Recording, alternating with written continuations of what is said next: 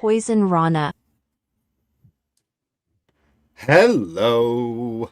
Hello.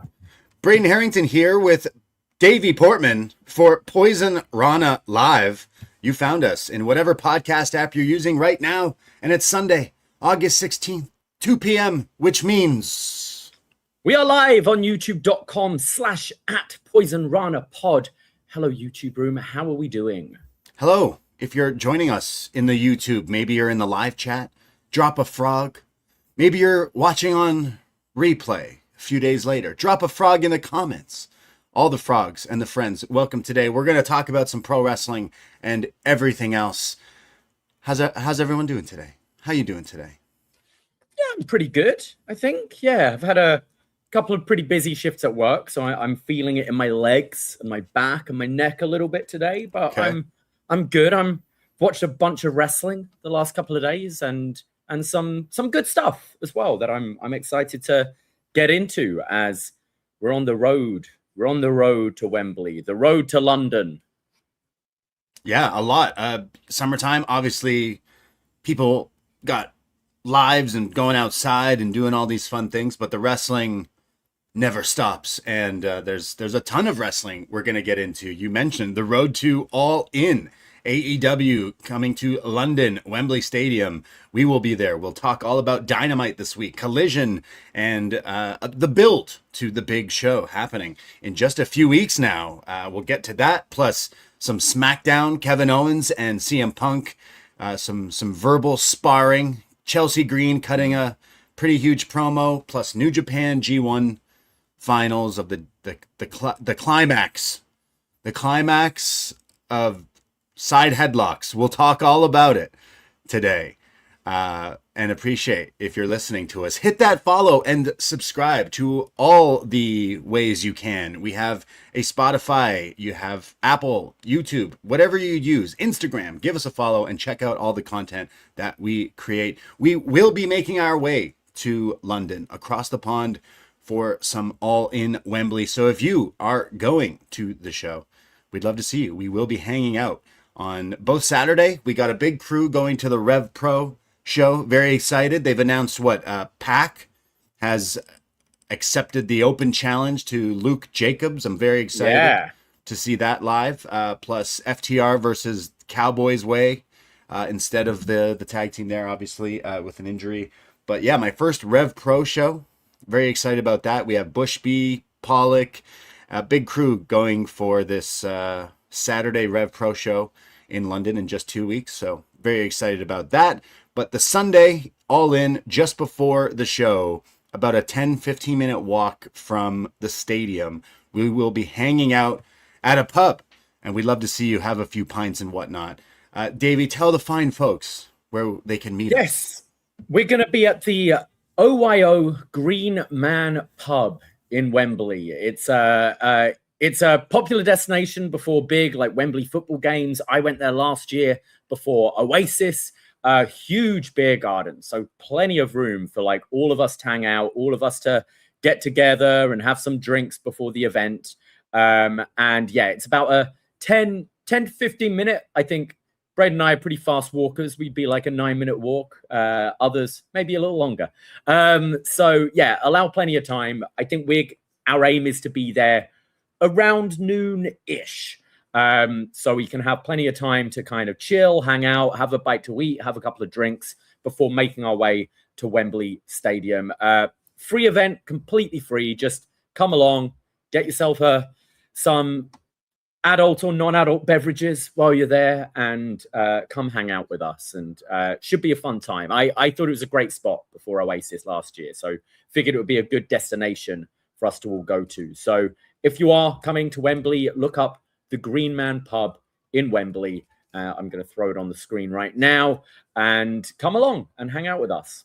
It's got a big garden in the back. It's like huge. Like, it looks lovely to drink in. So definitely very excited about that. So yes, any listeners across the pond or traveling in, we will be there. We'll try to get Pollock to come, but no promises. No promises. He's a big time star of Dark Side of the Ring these days. You know, he's a hard man to track down. But we will be hanging out and would love to see any listeners who are making their way. I know a few friends have reached out, very excited about both the Saturday and the Sunday with some graps across the world in London. Very excited to do some stuff as well. Any recommendations? Also, a few people have been hitting me up like, hey, you got to go here or you got to see this. Always welcome. I'm trying to find the best British breakfast. So just grilled everything. No, not grilled. What do you guys do? Just honestly, fry everything? any greasy spoon. Yeah. I'm not a big English breakfast person. It's not really for me. But normally, like you don't. If you're getting an English breakfast, don't go to like some fancy restaurant that's saying, of course, full English breakfast. It's kind of same with fish and chips and things like that. You want to go to like the like, as we call them, a greasy spoon. Normally, like ran by a mum and dad, and like. They're normally where you're going to get your better breakfast, and they're a lot cheaper as well. But always excited trying lots of food while we're there. London's a great city for food from all over the world and stuff. So is it really? Well. I know a lot of wrestlers always go off about London and like, oh no, maybe it's the heel wrestlers, but like they're always like, oh no, London, the food there, oh my god. Sorry, but like, do your fucking research. Like, these guys get dropped on their head for a living. You go to like London, New York, even Toronto, like one of the most diverse cities in the world, has some of the best food. Like, we have some of the best chefs in the world there. And Mercedes is going to a Weatherspoon ordering the sides. Like, I'll have a side of bacon and a side hash brown and a side egg. And is that what she was eating? You're not. Jeez. Yeah, you're not going to get good stuff there. So. Do your research. There's plenty of incredible food all over. I mean, wrestlers, okay, like, you know, I know that they have specific diets and all that stuff, but if you're going to what's predominantly known as a pub, a bar, and you're just ordering like weird sides, then okay, that's not necessarily trying the cuisine of traveling city. But I know we've had some great curries when we were there. We've had some good stuff when we did travel. When I first visited in 2023, obviously you're from there, so I'm excited to check out some pubs and all that stuff. So we will be doing a bunch of content while we're across, maybe some bar crawls, pub crawls, all that fun stuff. I mean, just look at this. This is what Mercedes ordered from a fucking Weatherspoons. Like is that an egg? 2 sides of mushrooms, 1 side of bacon, an egg, and a hash brown. Right. When she could have got this instead. Right. You know, like an actual breakfast. An actual breakfast. So maybe she's healed. Do your research. And if you want to help us out, if you do want to support us on our travels and make sure Braden does get the breakfast he needs, super chats are open. If you are watching live on the YouTube, you can super chat, leave a comment, leave a question. Leave a little tip for us if you fancy it. The super Are we going to a Spoons? We should go to Weatherspoons at some point. So you should follow us on our Instagram. Not necessarily getting breakfast, but yeah. Because the last time I was blown away by some listeners who, you guys out there, and friends who we posted on our socials like, hey, this is our Weatherspoons, and then it gives you the number and the table to order to.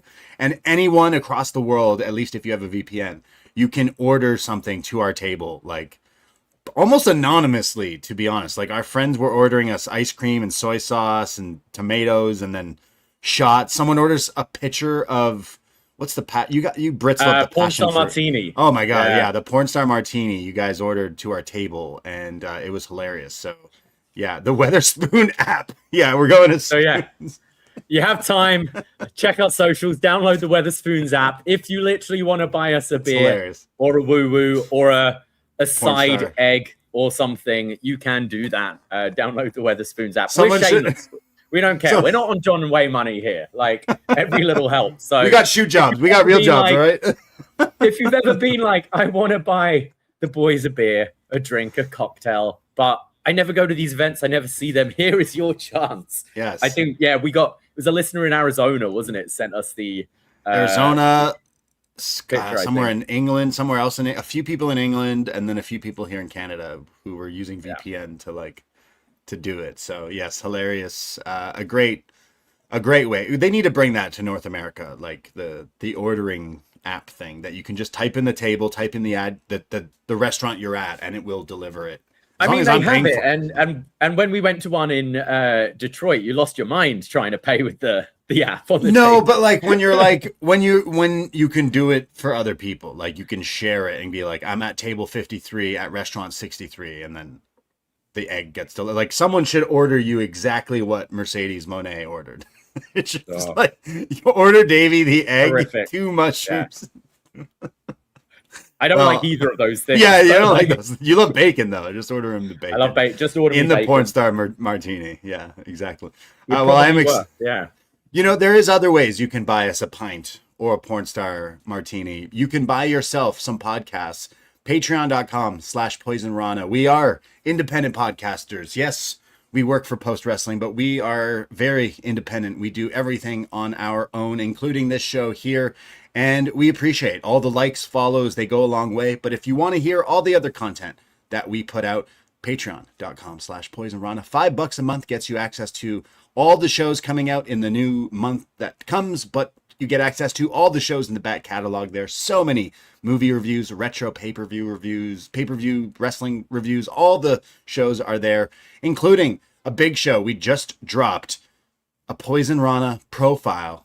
If you're hyped for Ospreay versus Omega at Wembley, well, this is the podcast for you. We have done a huge episode covering the entire history of Will Ospreay and Kenny Omega, all the way from PWG, New Japan, AEW, and more.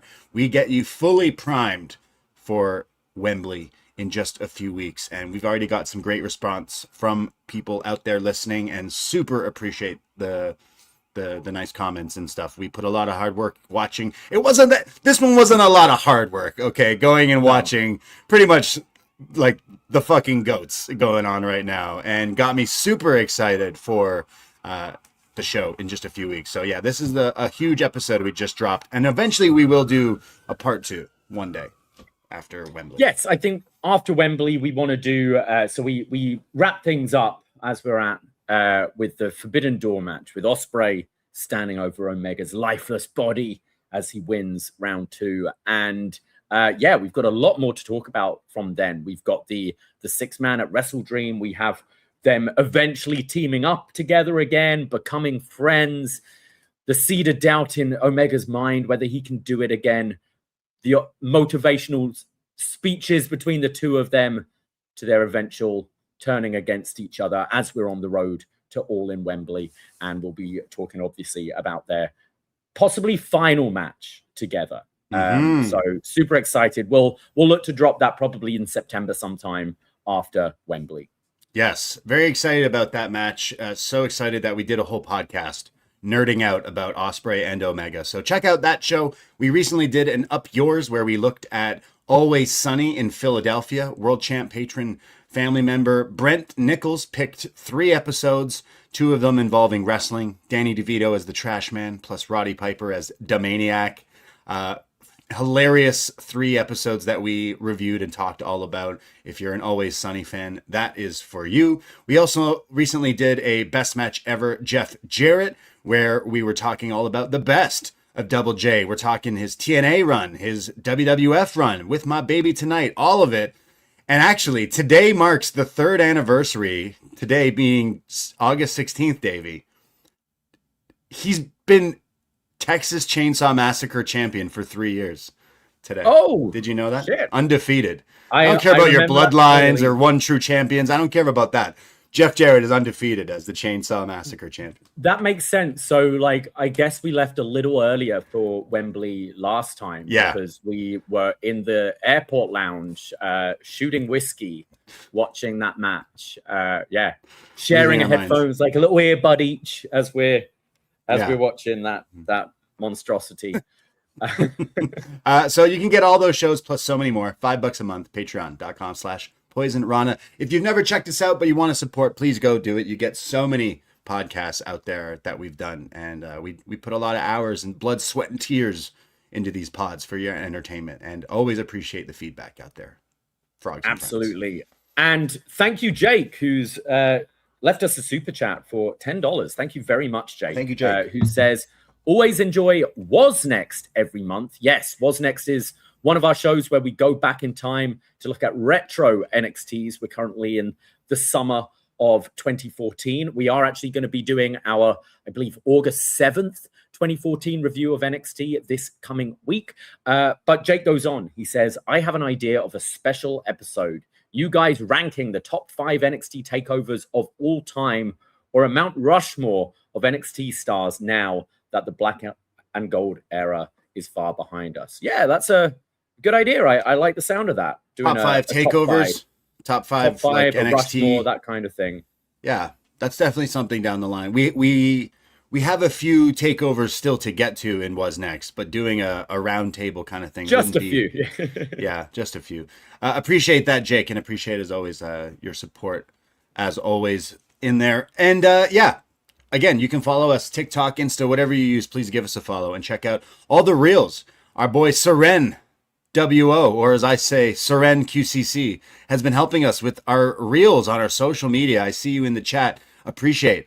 Been doing amazing work and making us sound good, look good, and all the things we used to get away with saying, now people see in video form on our socials. So every time I say Randy Orton's boring or Seth is overrated, it's on wax. It's on reel for our Insta followers to see. So I still won't watch my mouth, but that's okay. So check out our content if you haven't, because we have some great ones, including last week we talked about Ric Flair, because we have a reel about that, which is pretty good. I wonder what's the update on Ric Flair and his Wendy. They're back together. They're having a baby, actually, I think. Just Wendy isn't aware of it. Yeah, Ric Flair's having a baby, just maybe not with her. Yeah. One more match. One more match. One more match? Yeah. Why not? Tinder match. Why not? Yeah. Yes. Well, where do you want to start here today with the graps, with the wrestling? Oh, there's some big stuff, but I think maybe SmackDown. Should we start there this week? There was a few things to talk about. I don't know whether you want to start with maybe the hottest thing on the show, or kind of go sort of in order. Where do you want to go with this? Wherever you would like to start with SmackDown. Well, let's start with the top of the show then, with Chelsea Green coming out. And I'm going to say I quite enjoyed SmackDown this week. I thought they kind of had a bit of a format change in a way, with sort of one thing kind of bleeding into the other.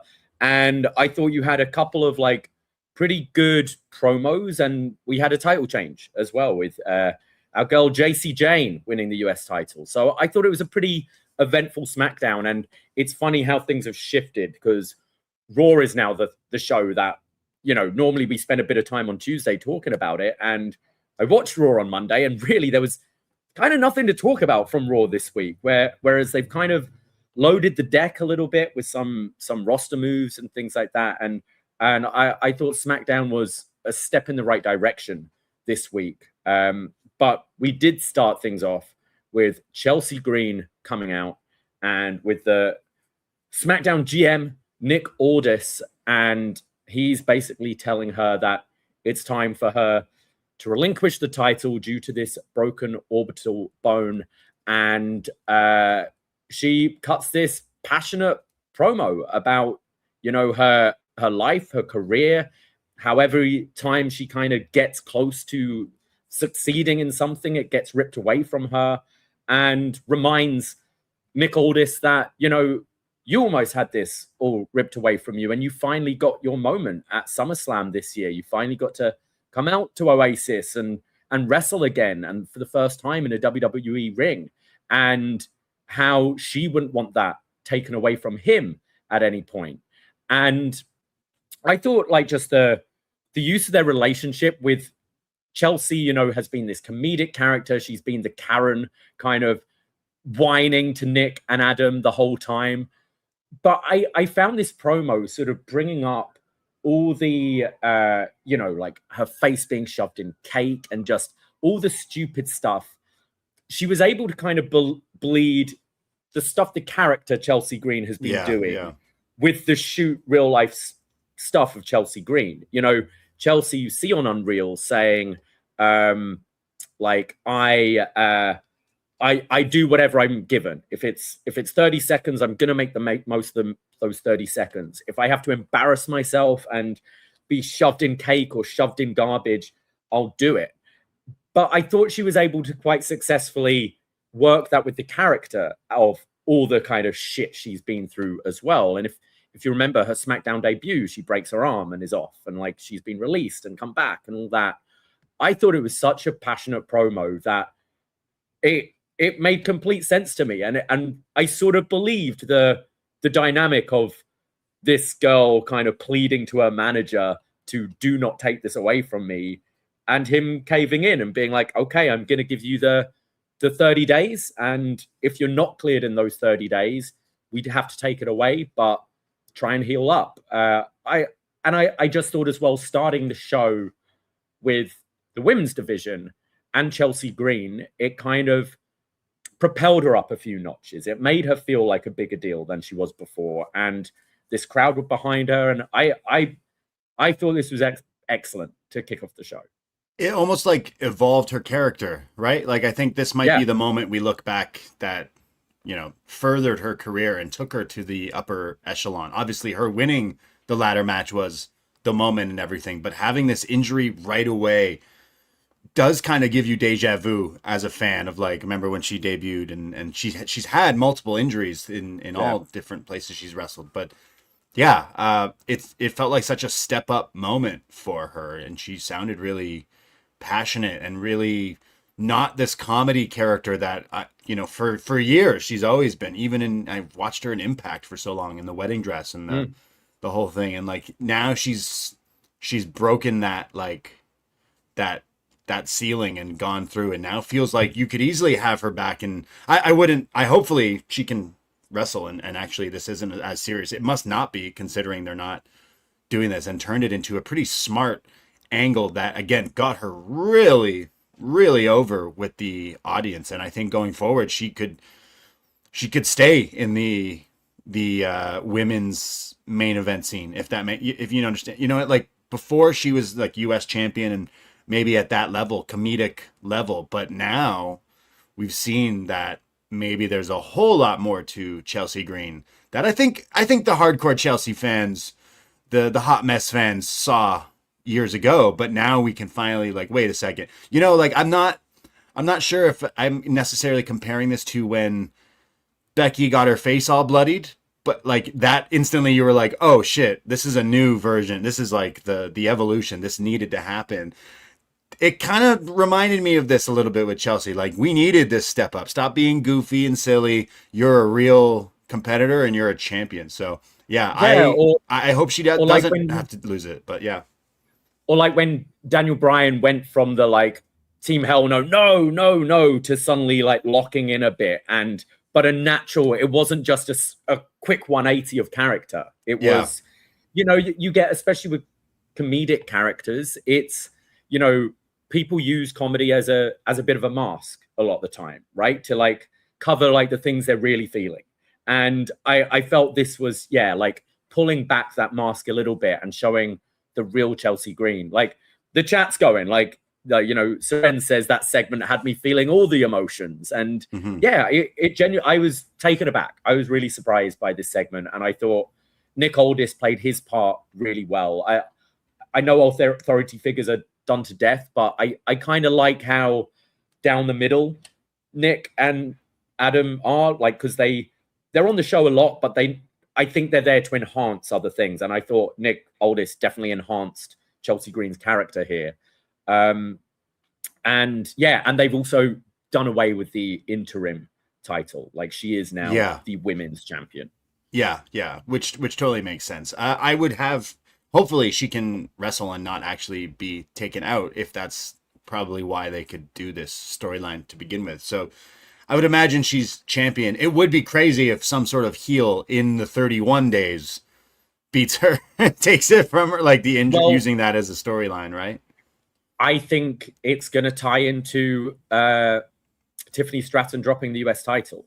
I think you could do, like, say Chelsea isn't fully fit in 30 days. You know, you could do the angle where Tiffany turns on Chelsea beforehand, you could kind of just do a squash match, you know, like Chelsea's not ready. She convinces everyone she's ready. She's not. And Tiffany defeats her like in a very quick match where Chelsea doesn't really need to do much.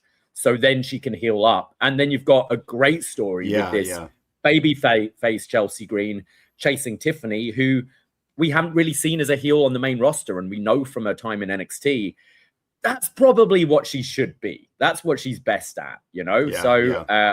I think you've got a lot of things there.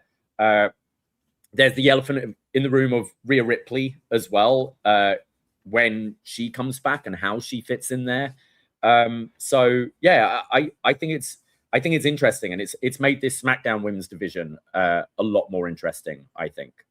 I just think Chelsea leveled up here, and they definitely maybe they realize after, you know, letting her go twice, we messed up, and maybe people do like her. I feel like she's really stepped up in the last year, but just this promo was the one, I think, for her. I think people will talk about this for a long time when it comes to Chelsea.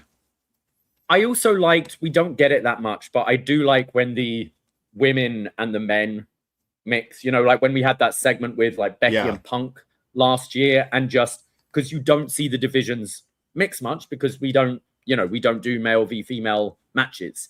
But I thought that made her feel a big deal as well, being in there with Gunther and kind of being like, I'm the one with the title here, so fuck off and get out of my ring. I thought that made her feel a bigger deal as well. And obviously it led to Gunther just demolishing Matt Cardona, her husband, who now looks twice the size of Gunther, which... He's got to start eating pies again, doesn't he? This was weird. Okay, like Gunther comes out and is like, "Hey, Nick, while you're out here, I'm still pissed at why you." So Gunther's still doing like the feud with him apparently, and then bitches out Chelsea so that she kind of throws some shade towards Gunther, like you said, like, "Hey, you're not a champion. You lost like on Sunday, whatever, at SummerSlam." So then Zack Ryder comes out to defend his wife, obviously, and then we come back. It's like, nah, they're having a match, and they're like in their street clothes, their jeans, and they're fighting here.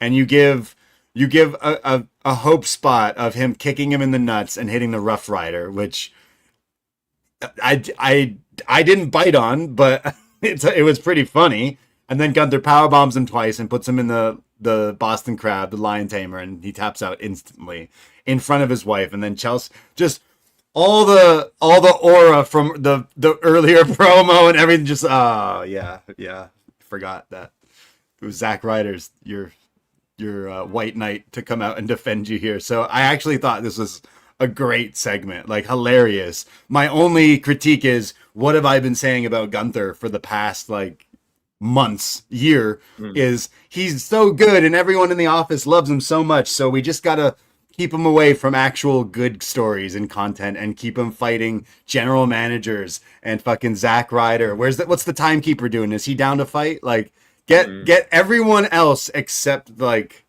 the proper story still. And I know this was just like a one-off little thing, but it still feels like he wants to fight Aldis again coming off of this. So are we going to put him back in the world picture? I'm not sure, but I did enjoy seeing Gunther beat the shit out of him in this little match. So I like how all this kind of shut that down though, where it's like, no, I'd already negotiated KO to be in this match. It was you I did the favor for, adding you as the fourth person. Yeah.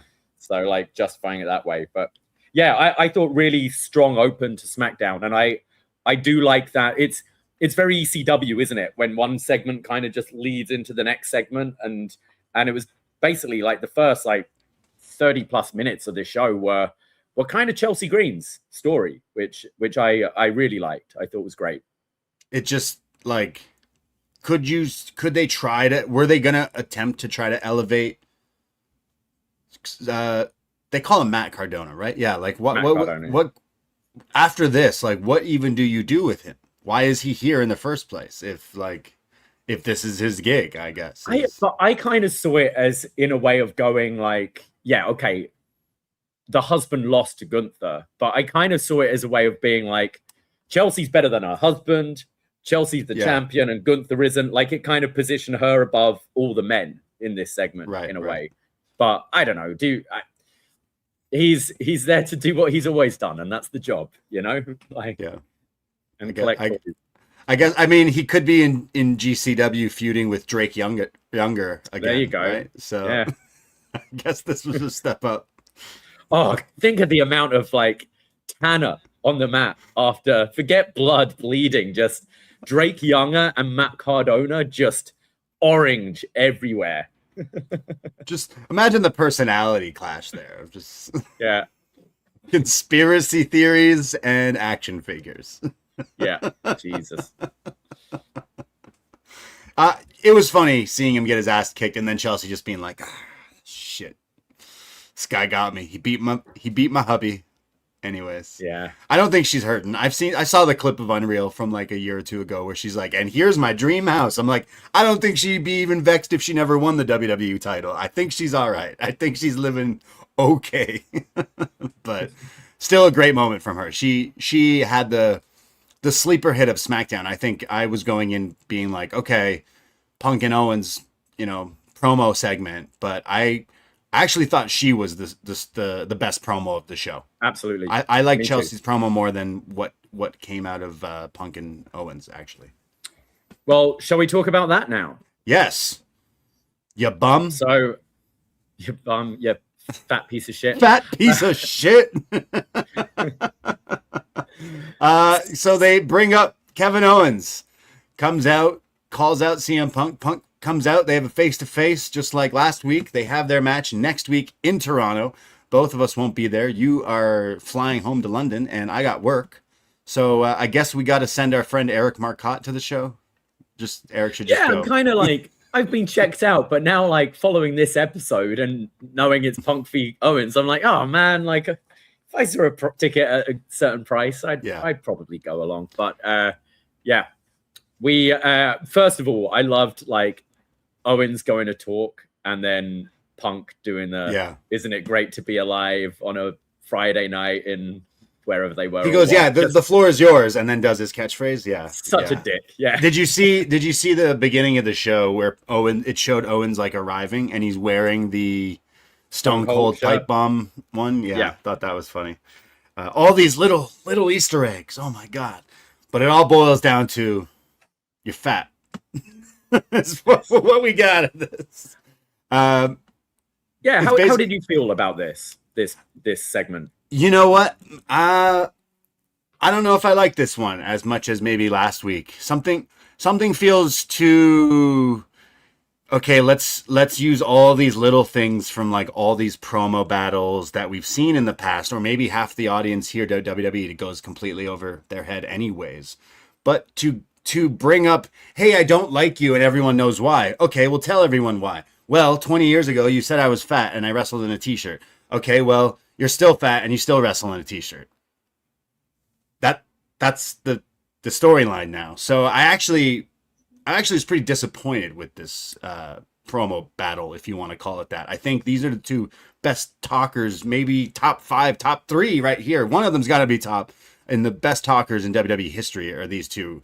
And they're using indie lore plus my friends. Well, it's not those 3 friends. Oh yeah, okay. So we're talking all about the other stuff again that probably goes over WWE fans' heads completely, and therefore doesn't get reactions. And we've seen that when Punk came into WWE since coming back from AEW. It's like all these lines that he's trying to be like, cheeky with. It doesn't work because no one fucking understands or cares because no one even understands what you're referencing. So I didn't like the dynamic here because it felt it felt like they had practiced these specific things that they said, and it didn't come across as some of the old school Punk sparring that we've seen, if that makes sense, where maybe it sounded a bit more okay when him and Hangman obviously comes to mind, but like maybe he said some shit that actually this just felt like, I don't know. I felt a little, it was a little off for me. Am I crazy to think that? No, I deliberately haven't really listened to any reviews or looked up discourse about this promo since it, because I wasn't sure what I thought of it, to be honest, because I liked I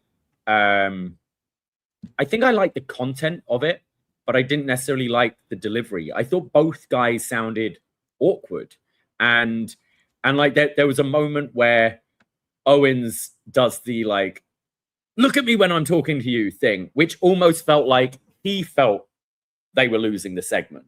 And it suddenly needed this a bit of like injection of energy and stuff, which I thought, and I love Kevin Owens, but I thought his delivery was quite lackadaisical for a lot of it. And it almost felt like he was trying to find his lines and think about what he's saying. And like the thing, you're going to get criticized either way, right? If you do this feud and you don't mention, like, it's pretty public knowledge about the t-shirt thing, the t-shirt comments from Punk and that they didn't like each other. Very common knowledge about Punk's like spat with the Bucks and Colt Cabana and all that. So if you don't bring that up, especially with these two who are so known to blur the lines and everything, they'll get criticized for that. But then, as you said, a lot of the WWE audience, it goes over their head. But I'm kind of in the mind of, like, if I hear something and I don't understand it as a viewer, I look it up. I do my research. Like, oh, who are these three friends they're talking about? Oh, okay. Okay, well, so I didn't mind them going there, but I didn't really like the delivery. And something I've noticed Punk does now is, because he did it with Drew, you know, when Drew is like, I'm the chosen one. And Punk goes, oh yeah, who chose you? Who chose you? Say his name. He kind of did that here with, you know, and my friends don't like you. He's like, oh yeah, who? Which friends? And like trying to like, knowing that Owens isn't going to say Matt, Nick Jackson, and Colt Cabana on WWE TV. But I thought Owens dealt with that in a good way, being like, you know, oh, well, there's three of them, but like more than that. Like, essentially, you burn every bridge in that company. Watching this with WWE glasses, WWE, you know, WWE fan, what's the Fed fans, you know? Sorry, don't. It's if you were to just watch this with those goggles on, why does this guy hate him? Oh, they tell you the one reason why, because they don't mention the other people and the friends. They just go, because you said I didn't wear a t-shirt and you were disrespectful and you said I was lazy and fat. And then he says you still are. It just diminishes now this whole, like, wait, that's why you don't like him? All this lore? And then I honestly think even CM Punk being like, dude, you're angry because I said you were fat and lazy 20 years ago and you still are, and that's why? Okay, I guess I'll see you next week. Is kind of how this came across. So I was let down, I thought, by this thing. And by this point, like, Punk is retaining. It should easily be Punk retains. But, like, really, there'd be more interest if Kevin somehow cheated to win. Like, Kevin isn't fully heel, or is he supposed to be? Oh, I think Kevin's a huge babyface. I think it's right, Punk who's leaning heel for this, especially in Canada.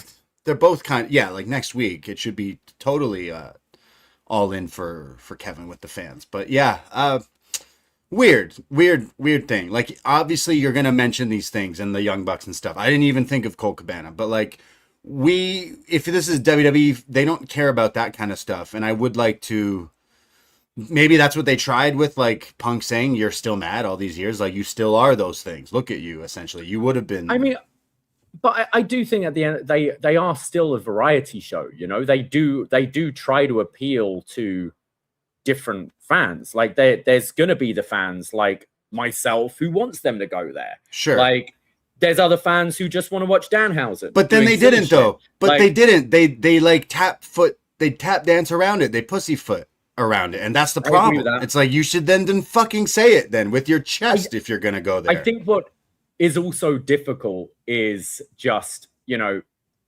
like, Kevin Owens is upset that Punk said he was fat and was lazy and wore a t-shirt in his match and all that. He's held on to that for 20 years. 18 months ago, Kevin Owens tried to break his best friend's neck with a steel chair and repeated pile drivers so he could never wrestle again. And it's like, yeah, it's a step back. Call you fat, cripple you. Like there's, I don't know, there's like levels, right? So it is difficult, like, and especially, the people that just watch the weekly TV, to get that. I'm not someone who watches just the weekly TV, so but I do think delivery was bad, and maybe that's it. Like as you're saying, they and Jake saying in the chat as well, either go all in, pun not intended, or don't. So, like, I felt very mixed about it. I thought it was it could have been a sensational segment, and something was off. And is it because there are still things that we can't fully go there? Like, is Phil sitting down backstage and writing, like, you can talk about like this, we can talk about t-shirts, you can't talk about lawsuits of former best friends who shares a bank account with their mom. We can talk about this. We can't talk about people biting each other in the locker room. We can, is it that? Like, I don't know. I was hoping for more.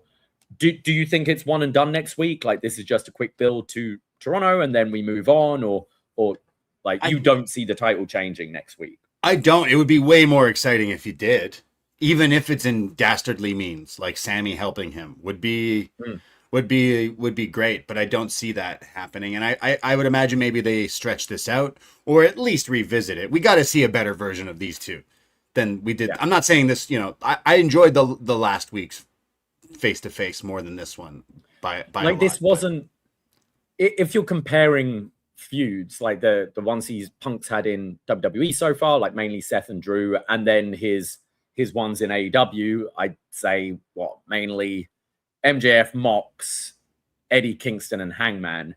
I think you look at the Kevin Owens and Punk story and you compare it to the Eddie Kingston feud, right? Which is the same thing. You thought I was a bum. You thought I was lazy. Well, look at us. We're both here in the same promotion now. Let's fight. I want to prove you wrong.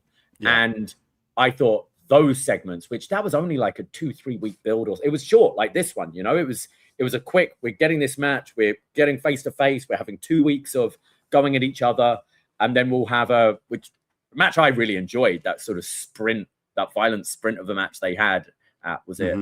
I can't remember which show it was, but this was nowhere near that Eddie Kingston match, which I was surprised because Kevin Owens is excellent. So I don't know. I don't necessarily see Owens winning it next week, but I do see him being champion again, and I do see him holding this belt at some point because he was, universal champion. This is the belt with the lineage.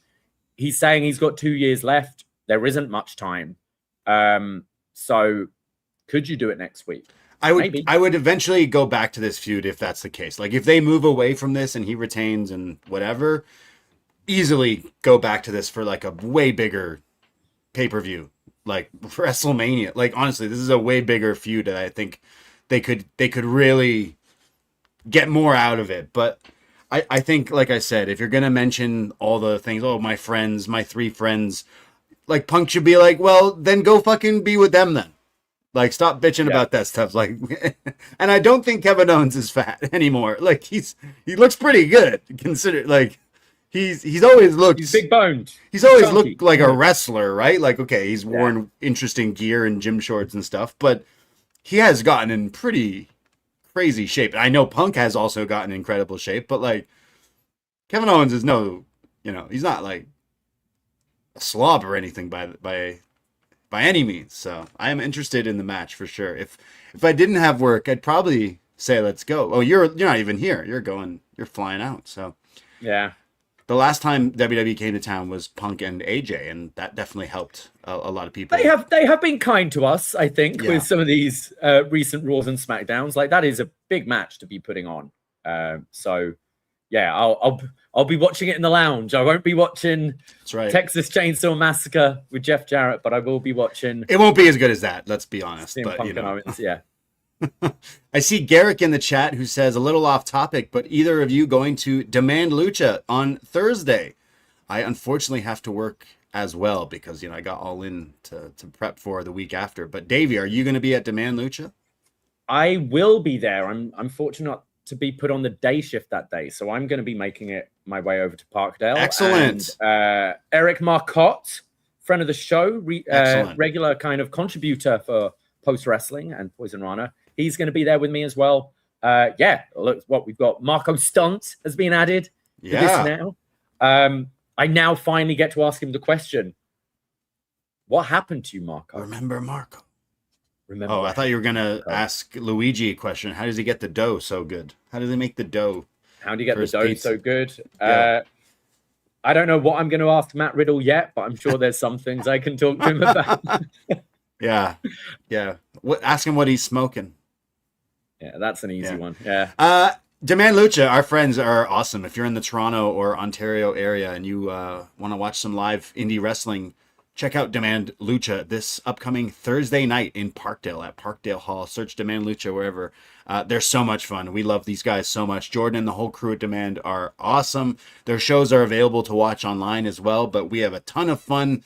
They got the big Battle Royal, which is this Thursday, as well as Riddle versus Janela and so much more. Gringo Loco, as always, I'm sure. But tons of great stuff at Demand Lucha. Speaking of indie, our friends Northern Crown are also doing a show this Sunday, a week from today, where I think Joey's on the show as well. But they got a ton of stuff, and it's kind of like a, indie at a brewery, indie wrestling at a brewery, which is really cool too. So check out Northern Crown if you're in the Toronto area. Again, disappointed I can't be there. But yeah, that's going to be great as well. There's loads. There's Unified Championship Wrestling, a newer company. They're going to be putting on a show very soon. Their 1 year anniversary show that's coming up on the. I'm trying to find the date here. It already happened. Oh, it's happened. Right. Yes.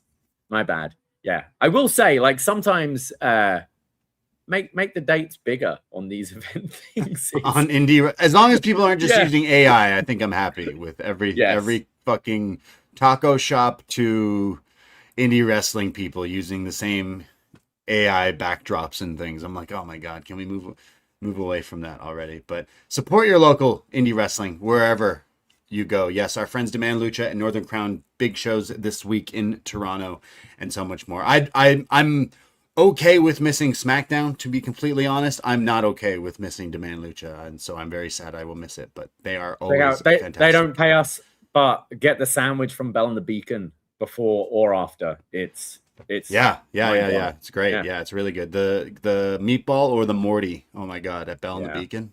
Toronto, it's becoming the new Toronto sandwich. It's wonderful stuff. Anyways, that's our indie wrestling corner of our SmackDown review.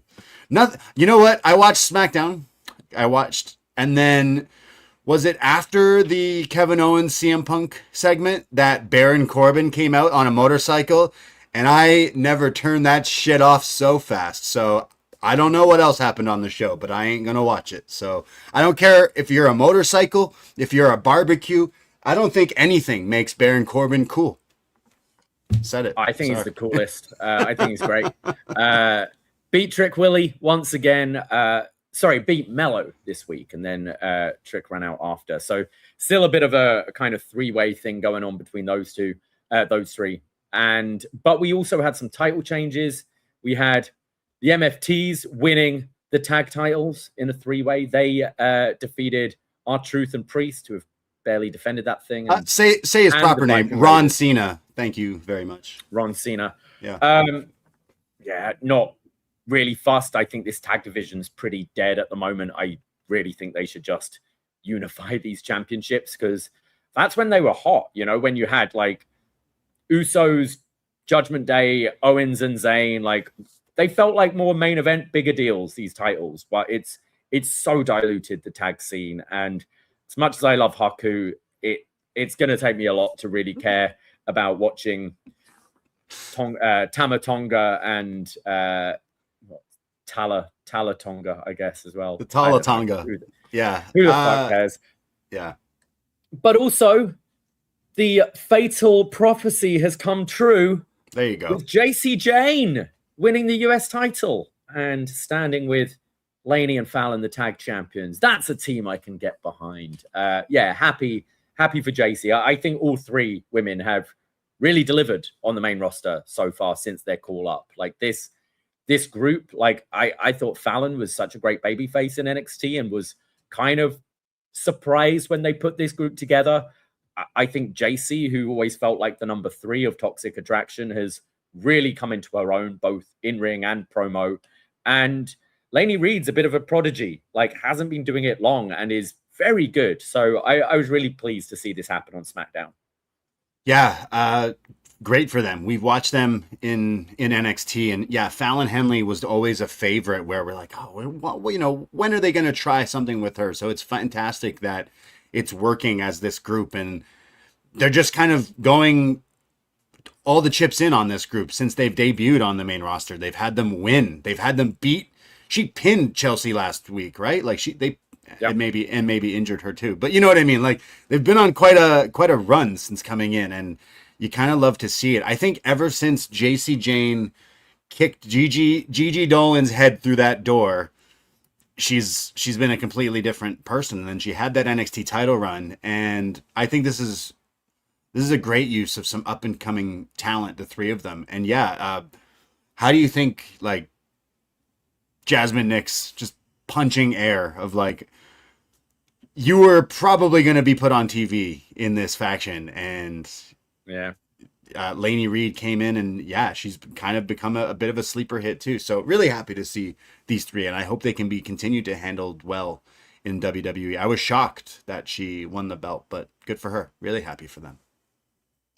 And then we had the main event, which was Sami Zayn versus Cody Rhodes, and if Sami wins, he gets a shot at the WWE Championship. However, it was thrown out right away because the Viper, Randy Orton, came out, attacked Cody viciously, putting his head between the steel steps, kind of recreating the angle leading up to WrestleMania before Pat McAfee got involved. And Jelly Roll? And Jelly Roll and the lot. Have you listened to Pat McAfee's new album? Not yet. No, I've been waiting for the G1 to finish before I do that. Yeah.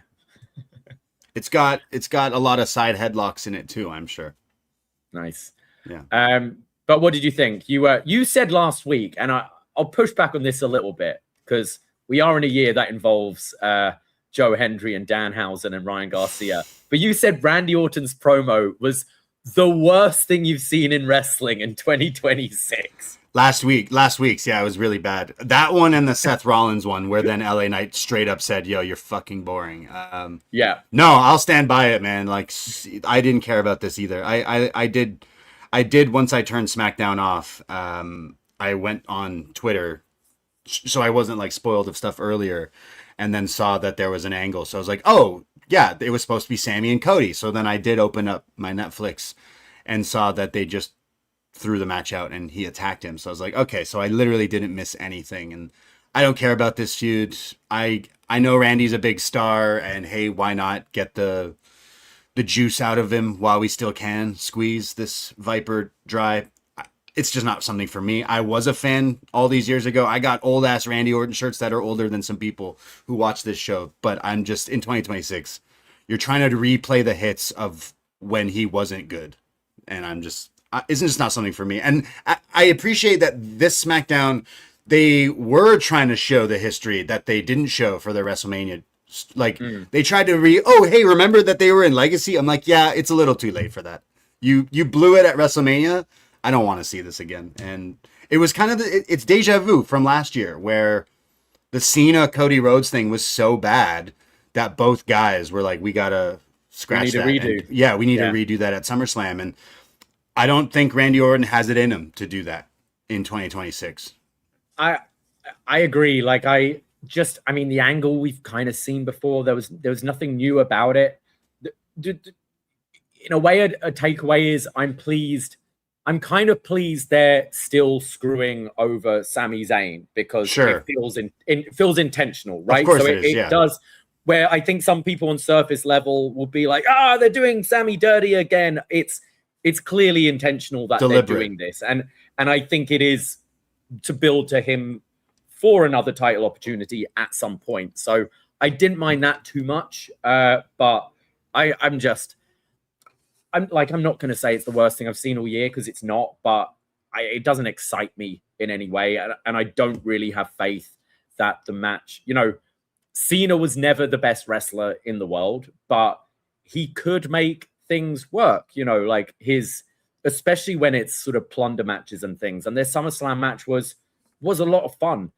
I don't see that being the case with Randy. I see it going to be a very plodding, methodical match. We're going to get more of these beatdowns. We're going to get more slow promos from Randy Orton, and then fired up promos from Cody. And it's not really doing anything for me. And it feels too little too late. You had your chance at Mania. Exactly. You fucked it up. Yeah. And then you didn't. Like, if you just blew it off at Backlash, obviously you couldn't. Randy's had injuries and stuff. But if it was then you had the redo at Backlash, fine.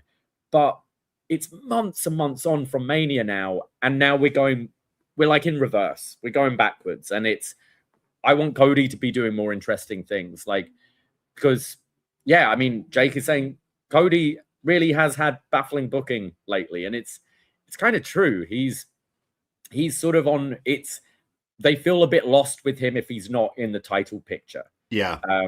Can't really decide what to do with it. And the Randy feud should have been a layup with all the history they had together and stuff. And it's been very by numbers. Yeah, is so boring. This angle it was pretty boring, but it wasn't as bad as what I thought last week of just using some of the worst shit as like nostalgia. As like 20 years goes by and then you look back at something that was bad then, but because 20 years went by and because people all watched it, does it make it good? Like the nostalgia thing, it's like we all have that pop song we liked when we were like 10 years old, and it could be atrocious, but like we all grew up with it, so it's fine. Is that what they're kind of hoping?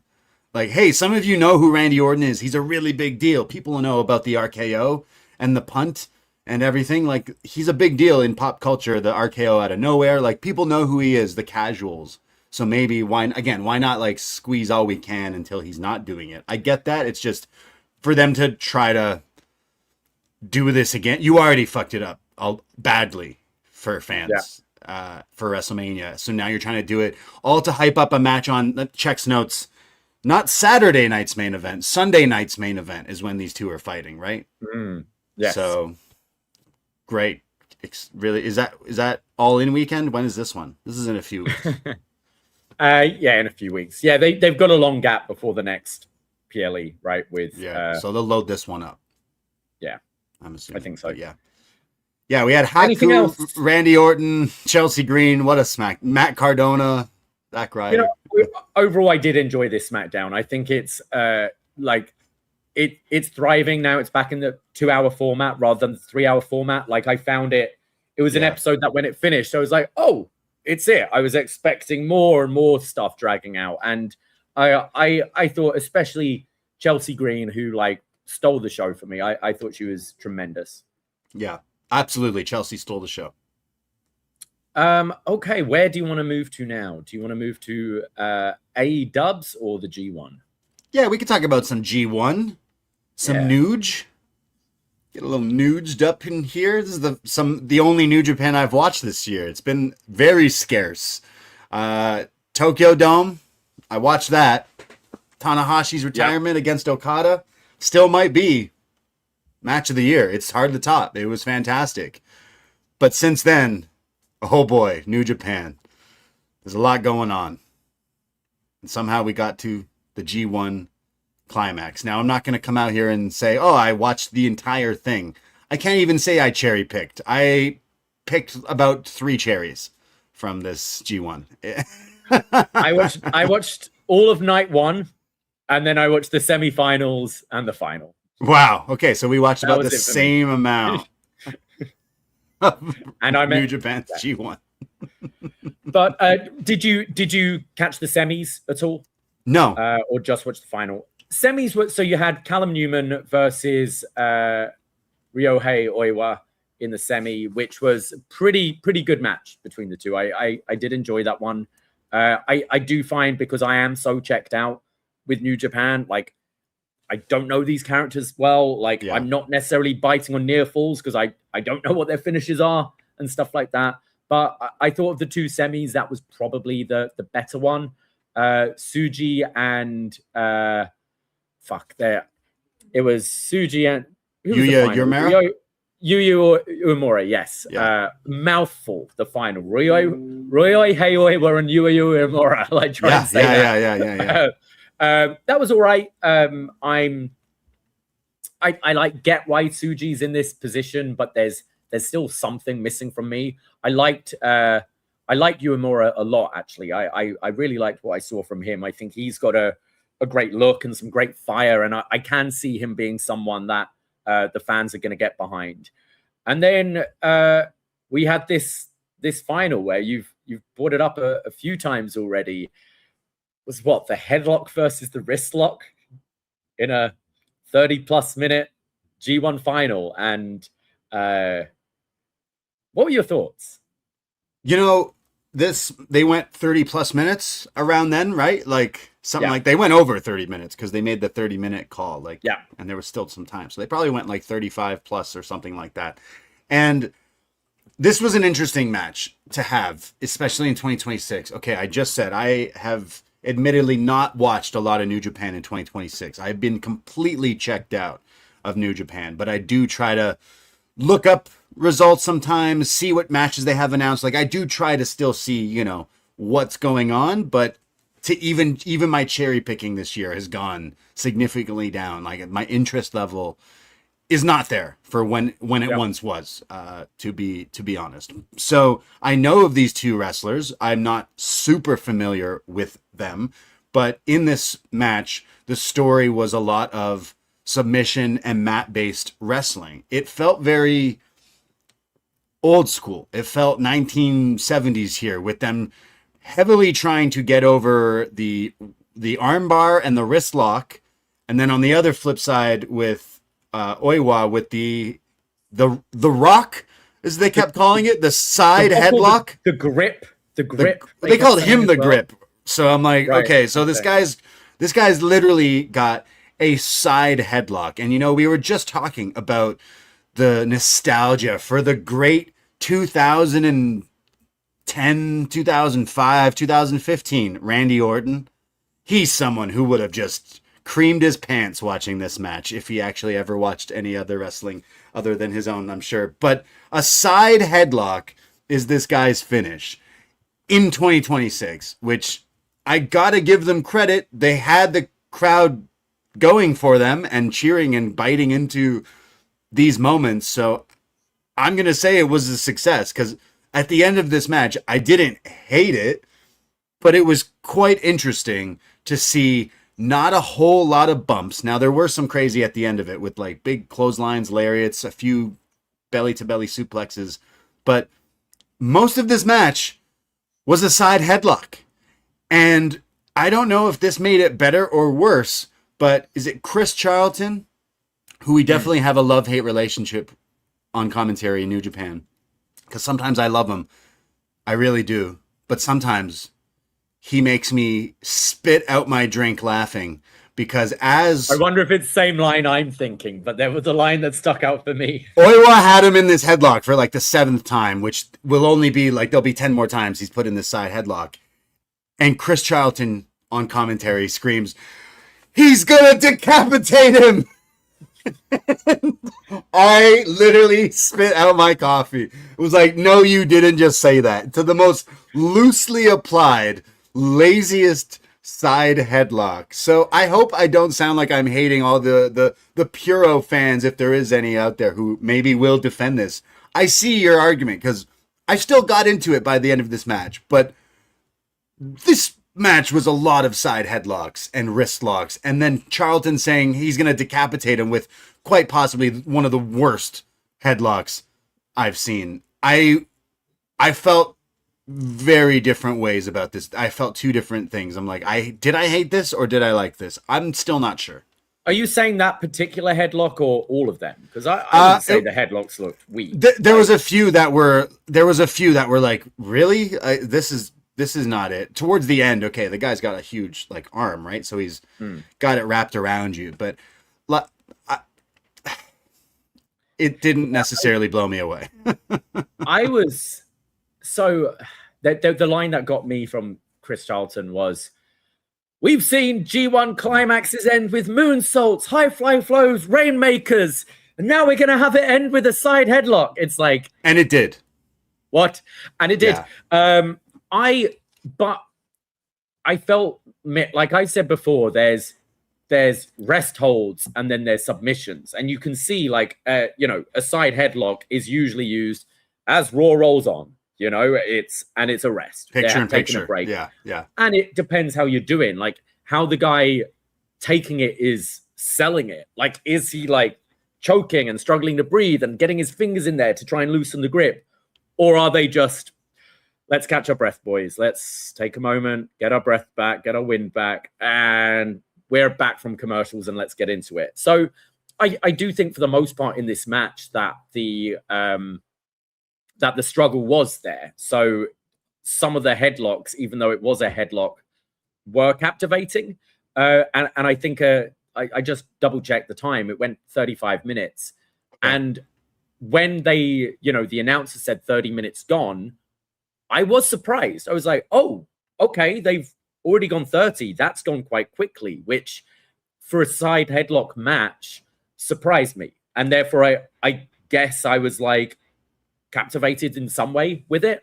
But then it's just, the MJF Darby story, like the whole thing with the side leg headlock takeover is that it's humiliating, right? It's the most basic move in wrestling that I'm pinning you with, that it was like a humiliation thing for both of them. So I've been conditioned with that already. I've been conditioned with as Raw rolls on. And then Charlton is selling me, he can lock in this move from anywhere. Bro, this ain't the RKO. Side headlock out of nowhere. Like, it's a headlock. And you see security guards arguing with a drunk patron at a pub, side headlock. You know what I mean? You're getting out. Yeah. But I guess, I think part of it as well, and I think, I can't remember what year it was they debuted, but remember the G1 a few years ago where they had, I think it was these three. It was Tsuji, Uemura, and Oiwa. There might have been four people, I can't remember, but there was probably four. Every day of the G1, they had like a 5-minute match against each other, and that they brought up that they faced each other 53 times or whatever it is. Sure. And I think from Tsuji using the Boston Crab as a finisher, Oiwa using the headlock, Uemura using the wrist lock. I think it's trying to call back their like young boy days between them, and that they are that good that they can beat you with the basic hold, that, as they're saying, everyone learns how to apply it, but everyone learns how to get out of it. And sort of Oiwa's mastered it in a way to be able to do this. The crowd were so into it. And I thought, like, towards the final stretch, there were some like great looking lariats and forearms and great back and forth. And it did feel like a big main event, the way the crowd were reacting to it. And I'm looking on Cage Match, like the Cage Match rating for this so far is 9.76, which is, that will, I think, go down, but like it's clearly been received very well. But I do have the same sort of grievance you do, which is there was a lot of side headlock in this match. I'll tell you, the first bit of it was slower, but they were doing different submissions and stuff. And then as it kept going to the headlock, I was like, oh, I'm not into this. I don't like this. And then it continued on, and of course I'm not gonna just turn it off. So I played it and I let it play out. And at the end of the day, I said I'm kind of two ways about this. There was some things in this I really liked when they were really going at it towards the last like 5-10 minutes. I'd say it was really picked up, but it's a side headlock. I have watched wrestling for the last 25 years. I've watched wrestling since I was a little kid, and even when I was a kid, not a lot of people did the side headlock as a finish. So maybe I am also like just conditioned to be like, oh, that's your move. And like you said, the commentary being like, we've seen some crazy shit. and all this guy Yeah. can do is a headlock. So like my immediate reaction was, this is what I just told you. I don't watch all the time, so I'm going to tune in. I should tune in and see something that goes, oh, I got to watch the next time these guys wrestle. I got to watch them run this back. The promo after, he says that he's not challenging at Wrestle Kingdom. He's challenging at King of Pro Wrestling or something. So I imagine he wins the belt. And then maybe we even run this match back at Tokyo Dome. Some more side headlocks in our near future. Why do they keep doing that? Like No idea. The early cash. I guess there's just so much time to kill. Then move the G1. Yeah, but maybe with attendances like not being what they used to, they have to try and beef up these shows in between. They were higher up this year. I saw that they said they were up like way more than the last but years. I'm talking that like gap after the G1 to I don't know. It's the other thing that bothered me with the finish was,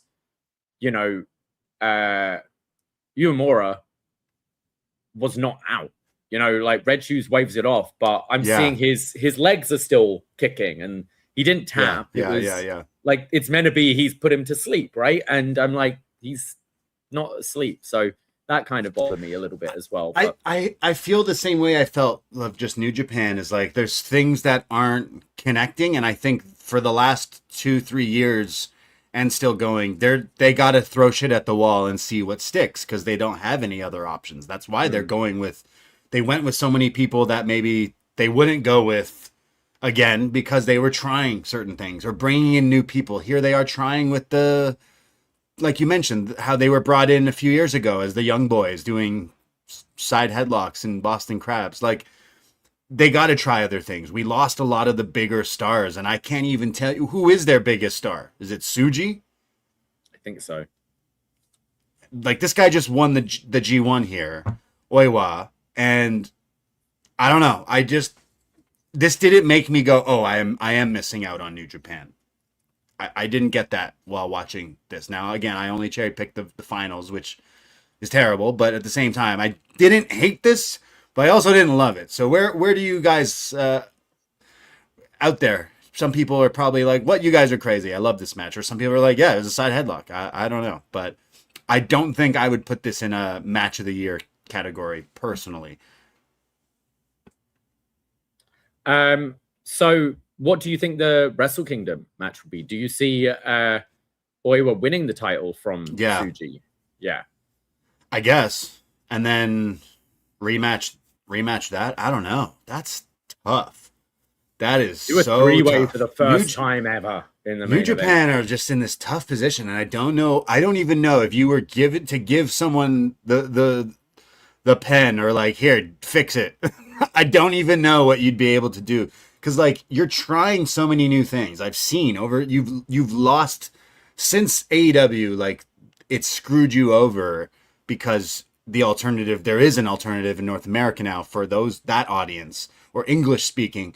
But there's still people who watch this show. There's still people who tune into New Japan over in AEW or WWE 100%. But as someone who used to really like it, and now I watch it, it does feel like a bit of a shell of kind of where it once was. It feels like a down period, and I'm not sure what it is that's going to fix that. Is it new stars, try new things? Like Will Ospreay came in because he was a Rev Pro guy. Like, do we try? We have a bunch of his friends already on the roster. We got a bunch of gaijins, but like, do you try going to other places? New Japan. Look at Noah. They're running with fucking Naito as champion. Now, I'm not saying we need Naito back in New Japan. I'm just saying, like, maybe there is, in exchange, there's some people there that they didn't use. That's how, look at Takeshita came from DDT. You could try going with that. The New Japan people then the fans didn't like that he was not a New Japan guy, that he was a DDT AEW guy. So it's like, everything they've tried, I don't think it's sticking, if that makes sense. You've thrown so much shit at the wall, but nothing is completely sticking, and I don't know why that is. But and another thing I find interesting with, like, just Japan in general is it's you get promos and you get the odd angle, but it's not like North American where you've got like these like stories where you have 20-minute segments dedicated to telling a story, and it's still very much sports based, right? So therefore you don't have these like dream matchups a lot of the time. And I think when us as fans are looking towards a WrestleMania or an All In, you want that big fresh match that you've never seen before, or like if you have seen, it's been years ago. Whereas, you know, they do this a lot where the Wrestle Kingdom main event is possibly the main event of the G1 or the match we had in the semi-final, and then maybe they wrestled again at King of Pro Wrestling or whatever it is, and they all wrestle each other a lot. And when they're not over to the extent of your last crop of people, your Naito's, Okadas, and like Tanahashi's, Kota Ibushi's, and the like, it just doesn't feel special. It's, oh, you're going to rematch this at Wrestle Kingdom. That's the main event. I'm sure it'll be good, but I don't know. It's hard when they're running that much and their roster isn't as deep, and you can't get away with putting a show on and having 20 minutes of two people talking about how one called the other fat 20 years ago. You know, it's you've burned through these matches and they're not special anymore. You know, like Okada and Tanahashi are a rare thing, but they had hundreds of matches against each other, and it always felt pretty big, right? Because of just the star power they have. Meanwhile, it feels like Roman Reigns and Seth Rollins have fought hundreds of times, and looking at it, they only ever had 4 pay-per-view matches in like 12 years, you know, like I think when you've just not got these stars, it's you maybe have to try and find ways to keep some people away from each other to save for that big show. Because I don't think you have anyone that you can get behind with a Naito sort of story, which is like failing on first attempt and then eventually coming through. Like I don't know what the answer is. Like I'm looking, like I liked Yu Uemura from what I saw in these two matches. I thought he shows promise. Like there's stuff to like about Callum Newman, but he also just feels like a budget Will Ospreay mixed with a bit of Jay White. Like there's nothing to get special about. And I don't know. These guys are still talented, like crazy talented, but I don't know what it is that they can do. And I don't know if it's just, you know, AEW killed it. Like we get so much good wrestling anyway on weekly TV all the time now. With and that's a benefit. Like when people kind of criticize Tony Khan of like having such a bulky roster, he does use a lot of them though. He does utilize majority of his roster.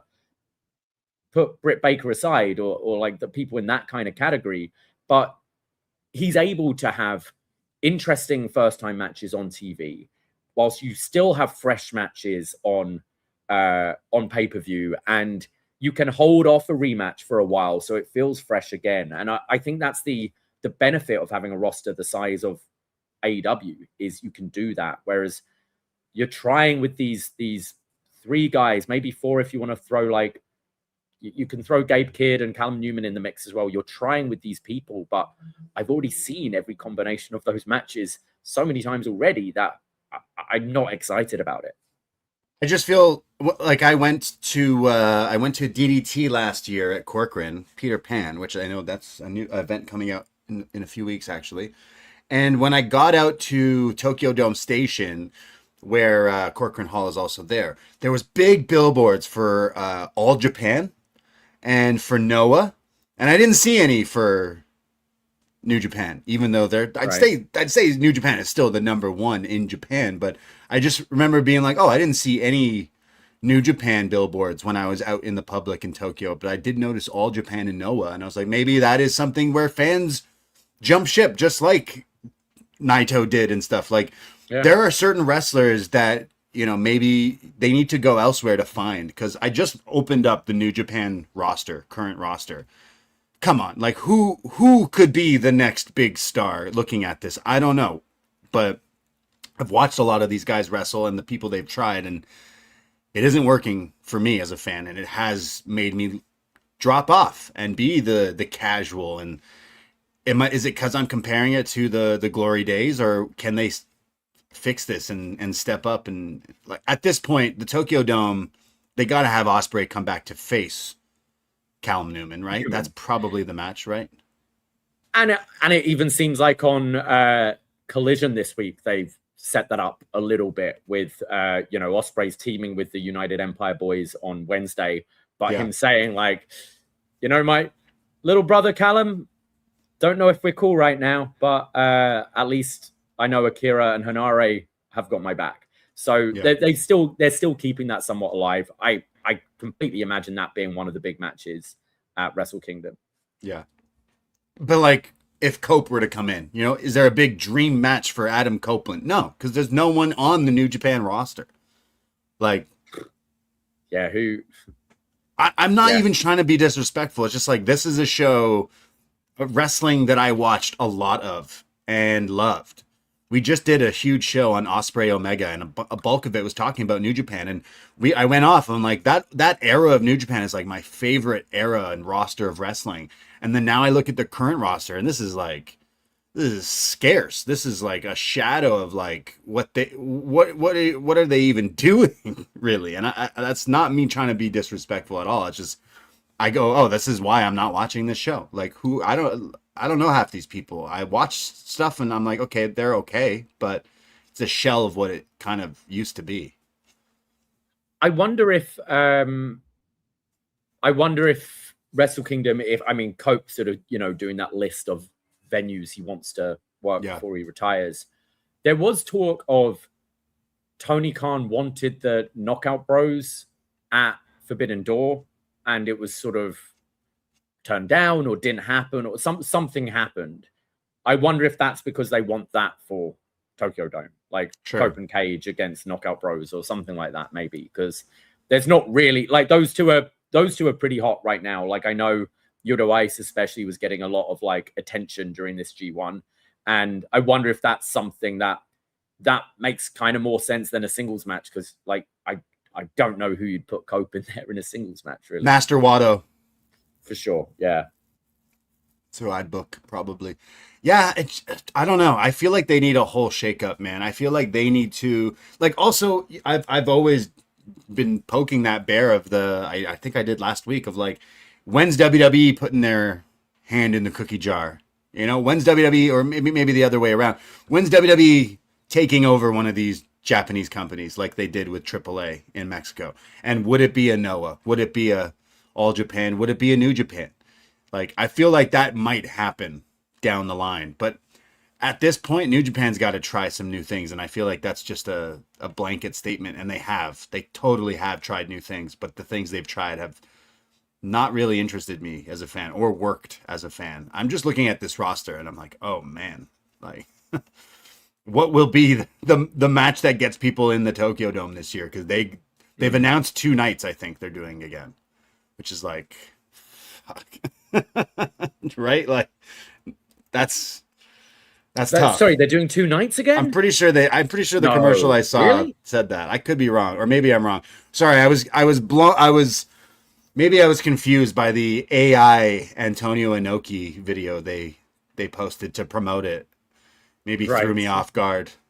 AI Antonio Inoki, right? Oh my god, that video scared the shit out of me. Please, New Japan, don't do that again. Even though I know they will. But no, maybe it's just the one night anyways. But I didn't get a chance to watch Tenzon's retirement, unfortunately. Ah, man. Best match ever, Tenzon? Happy retirement, I hope. Right now. Just say when. He should have won the G1. I'm not just being negative to be like negative. I'm just, I want this show to be back to, I loved watching this stuff, and it used to feel special. My weird niche of wrestling, even nicher. I would watch Japanese pro wrestling, and it doesn't feel like New Japan doesn't feel like that necessarily. I think maybe I should take that back, because I think the finals was a step of trying new things and look, 2 young boys in the Japanese scene that we've built up. Okay, that is a step in the right direction, but unfortunately it was a lot of side headlocks. So I don't know. That's our New Japan review. Sorry, everybody. Shall we move over to... okay, one more thing kind of ties in our last 2 topics of G1 and SmackDown. Nakamura making very obvious references Yes. now to a ticking time bomb that's coming in. So that all but confirms Hiromu Takahashi coming to SmackDown.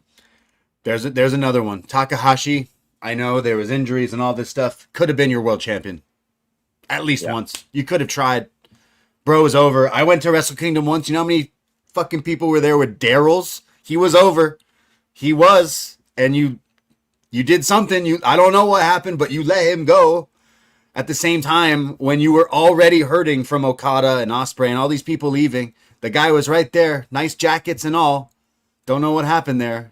But like, is that not fair to say? Like, I know he was a lightweight, junior heavyweight, but no, he could have easily been a guy to carry a flag for at least a should have both graduated, I think. Yeah, easily. And they didn't do that. I don't know if that was on them or what, but fuck up right there. You let that guy go. Now he's going to go fucking surf with Nakamura and do absolutely nothing on Friday Night SmackDown. So, but get the bag, I guess.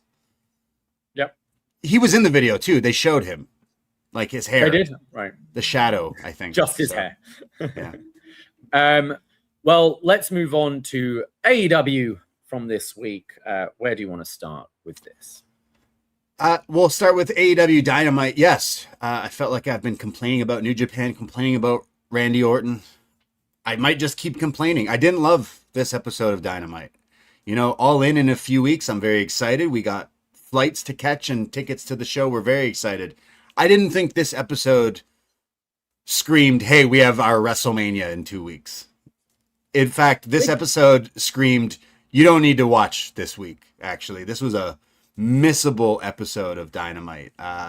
Didn't really love it, considering I loved last week's.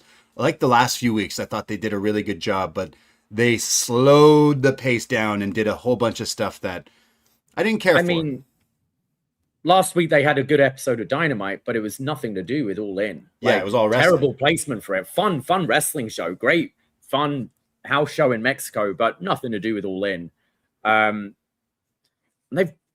They kind of do this a lot, don't they? Yeah, Building up to the big show where it's like, do we need to remind everyone? Like, I think of that CM Punk promo, like, hey guys, we're going to fucking Wembley Stadium in a few weeks. Should we like be talking about that maybe?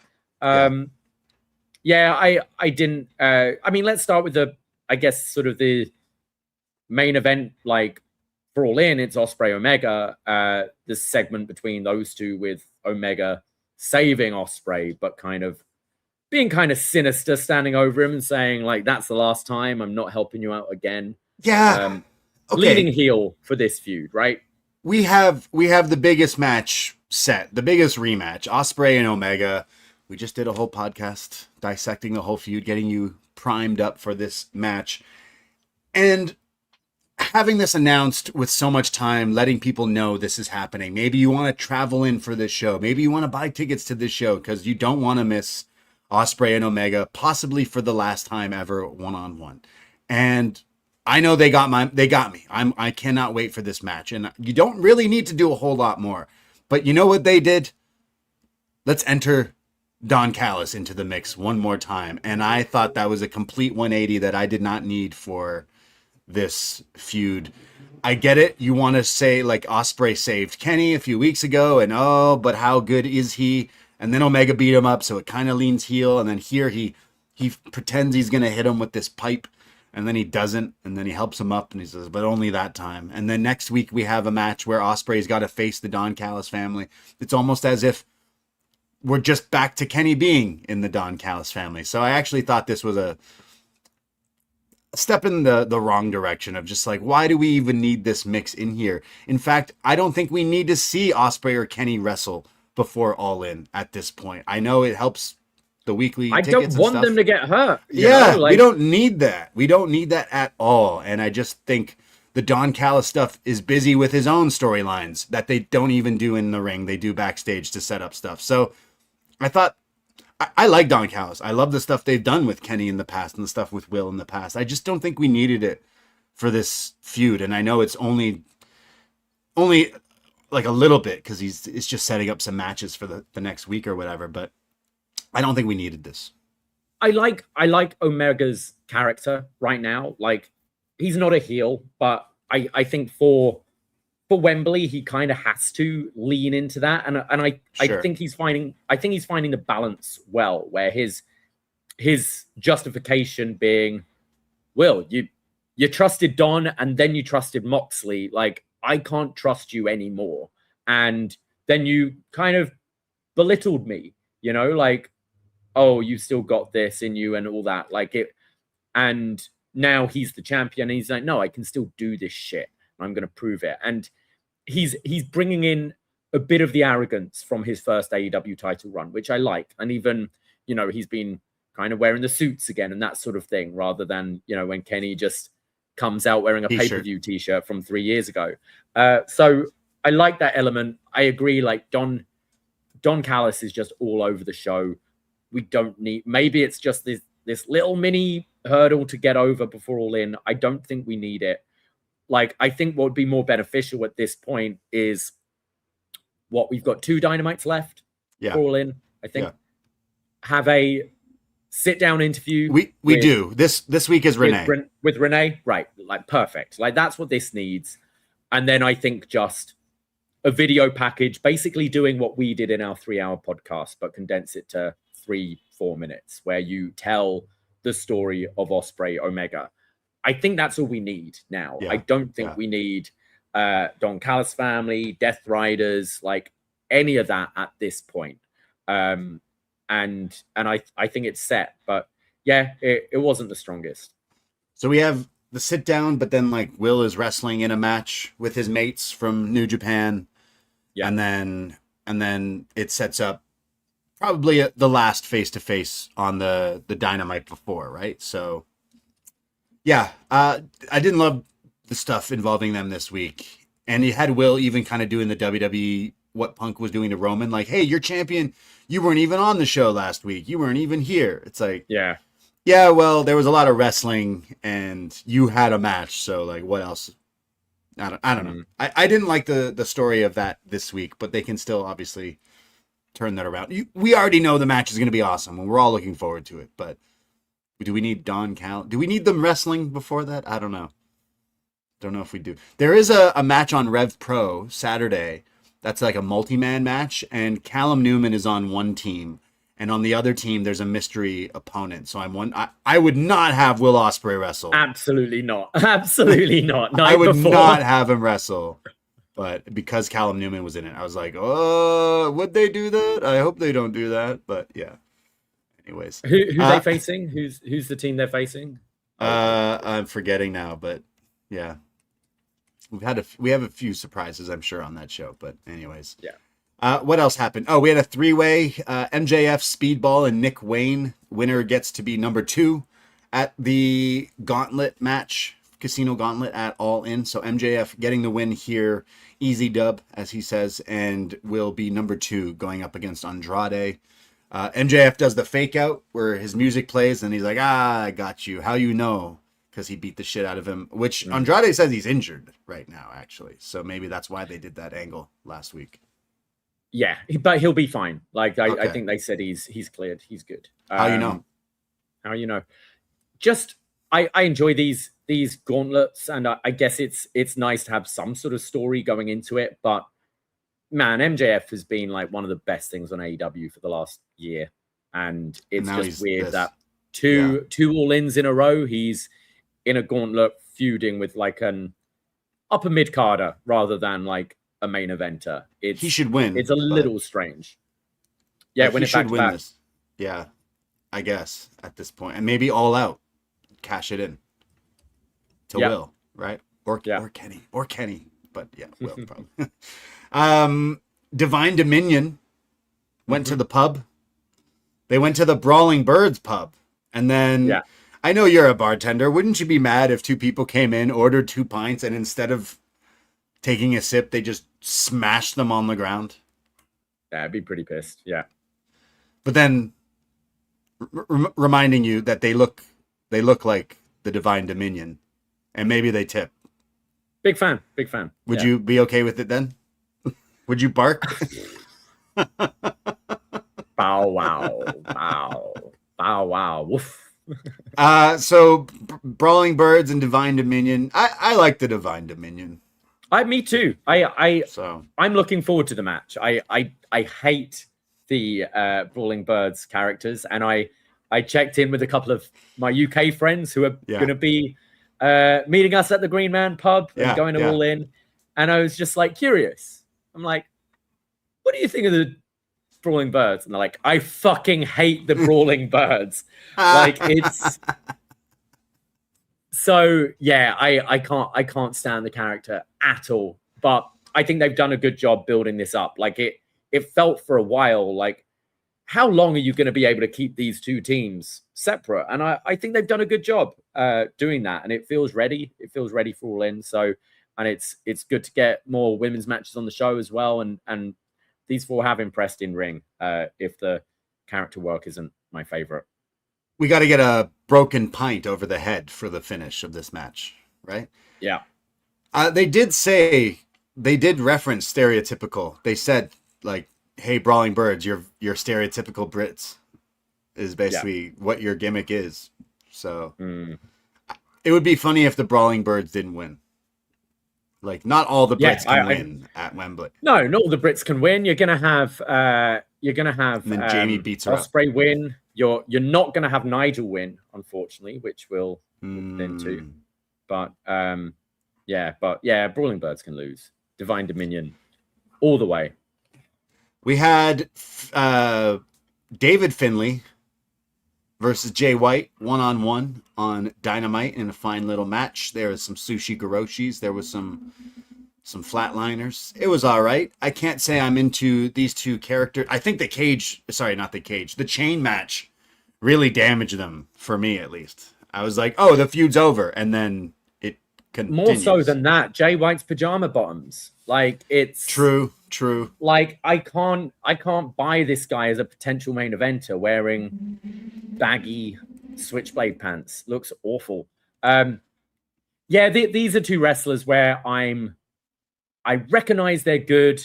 They've done some stuff which I've been impressed by in their careers, but I really don't care. And then seeing them against each other, I do kind of check out while they're wrestling. This match didn't really do anything for me, but they're both good. They can both wrestle very well. Just there's something about their characters and presentation and everything that just has never fully clicked with me, and it still doesn't. Yeah, I agree. I like Jay White maybe a little bit more. I know a bit more about him and seen a lot more, and know he can be capable of some really good stuff, but this was just kind of there for me too. I don't see either of them winning this thing. I imagine both teams are feuding at All In still. It's got to be Stadium Stampede, right? The Death Dogs, the Death Dog Riders, against the Bing Bing Ging, I imagine. Excuse me. Well, do you mind if a white boy speak a little Espanol? We had Hangman Page hanging out with Bandito and Brody, or I guess Brodito, as they are the new trios champions here. The good, the bad, and the ugly. They're going. Yeah, did you see the video of them telling us which one is which? Oh no, I missed that. Which? Okay, I'm guessing Hangman's good. Brody's bad, and I mean Bandito's wearing the mask for a reason, so he's ugly. Bandito says, "Hey, I know everyone's saying I'm ugly because I'm the one wearing the mask." So he lifts his mask up to reveal only to them. And then both Brody and Hangman are like, "Oh, well, maybe, you can't be the ugly one. You gotta be the good or the bad." So I guess Hangman's the ugly one. Unfortunately, I guess Brody would be all of them extremely handsome men. Hangman with his Justin Timberlake hair almost. Yes. He cut his hair. I don't know how I feel about this. He's done this before. He'll let it grow back out. I hope so. This was some great little storytelling. Like, wrestling is soap opera for men. Don't ever get it twisted, because Hangman is finally happy again, and he's in the ring. He makes a joke. He says, "Can I white boy speak a little Espanol?" And he's interrupted, and it's Swerve's music. And his face, you're an actor, Davie. His acting here was fantastic. Maybe my highlight of this episode of Dynamite. The little things, guys. It's Swerve's music hits, and his smile and face just drops completely. Oh, He's like, you fuck, fucking yeah. son of a bitch. I can't be happy ever. And if I ever am, you interrupt me. Out comes Swerve. And pretty much says, you just can't be happy because I'm here. And Hangman says, you've done a lot of evil shit this year, but you've not been champion. I'm standing here champion. What have you done this year, essentially? What have you done for me lately? And kind of poking at their rivalry. But then Swerve saying, yeah, I don't like when you're happy, so I guess I have to find some friends to take these trios title. And then Ricochet comes out and says, no, I'm supposed to be champion again. So are we getting Swerve and friends versus Ricochet and friends versus Hangman and friends at All In? So I don't know what Top Dollar's status is, but we can get Ashanti the Adonis, right? So that's where we're going with this, right? B-Fab? Unfortunately, B-Fab is tied up being a baddie. Baddies. But I'm sure, you know, TK, try to get that TNA partnership going again. It seems dead with WWE now. So get Top Dollar, get Ashanti the Adonis, new trios champions in Wembley. Maybe do a celebration cipher on Collision afterwards. It would be great. Wow, yeah. we had it so good with the celebration ciphers. Yeah. But joking aside or not, Davie, please never ask to see Top Dollar on a show. There's certain things we can say on this show, but don't ever say that again. don't even put that into like put it in the universe. Yeah, don't even do that, man. Please, for the love of God. If I want to watch that, I'll watch Thursday nights on AMC. So this is definitely a case of, there's always that thing. Does the titles make the person, or does the person make the titles? And I just said when we were talking about Smackdown, about I don't give a fuck about the tag titles on Raw or Smackdown, but just a few years ago they meant something. You know, they main evented WrestleMania, and you had some fun matches when you had main event level people involved. When this trios like division started, like you had, your Death Triangle and the Elite going at it, like big names. This is a good way of getting top names who aren't necessarily in singles feuds, but a proper feud and story to lead to a trios match. Now, I'd have maybe not flipped the titles every single fucking week like they have for the last year leading up to this, but you can see some long-term storytelling here that has been planned out. And this has probably been on the whiteboard for a while, because Swerve brings it up and it's something I hadn't thought about, but he's like, oh, isn't it funny? The three people I've been feuding with have now found each other. Right. So, and because they did that, he had the Bandito match, he had the Brody match, and Hangman's obviously like generational rival. So I like that a lot. And even if it's going to be a three-way trios match with the Demand involved, Swerve's got that history with Ricochet as well. So I like it a lot. And it kind of took me by surprise. I was like, oh, okay, this is not where I saw any of this going. But it kind of makes sense. And yes, I'd always love, a Hangman Page in a big singles match, Swerve Strickland in a big singles match. But it still feels like a big heated rivalry, as way more than what was the tag match we had at the first All In with Hangman and Kenny and Ibushi, which just felt like just a multi-man, which didn't have that much story going into it from what I remember. Whereas this at least has some story. So the New Day coming in, like we've been saying for a while, it will be they'll be inserted in the tag title mix with Young Bucks and Cope and Cage. I guess you can save that for another time and try and draw a house because of that down the line. Because Bucks versus Cope and Cage is big enough. Like, apart from the obvious, I don't really know what connects the New Day with Swerve. I don't know. I can't figure it out. I didn't even get that out of watching this. Like, I watched this segment the other day, and like I try not to, if I didn't watch Dynamite or a pay-per-view and stuff, I try not to go on social media so I'm not spoiled by things. But I didn't watch Dynamite live, so I watched it a day or two removed. And it wasn't until I went on Twitter like later that day that I saw people being like, "Oh, it's got to be the New Day." I was like, "Really? How did we get there?"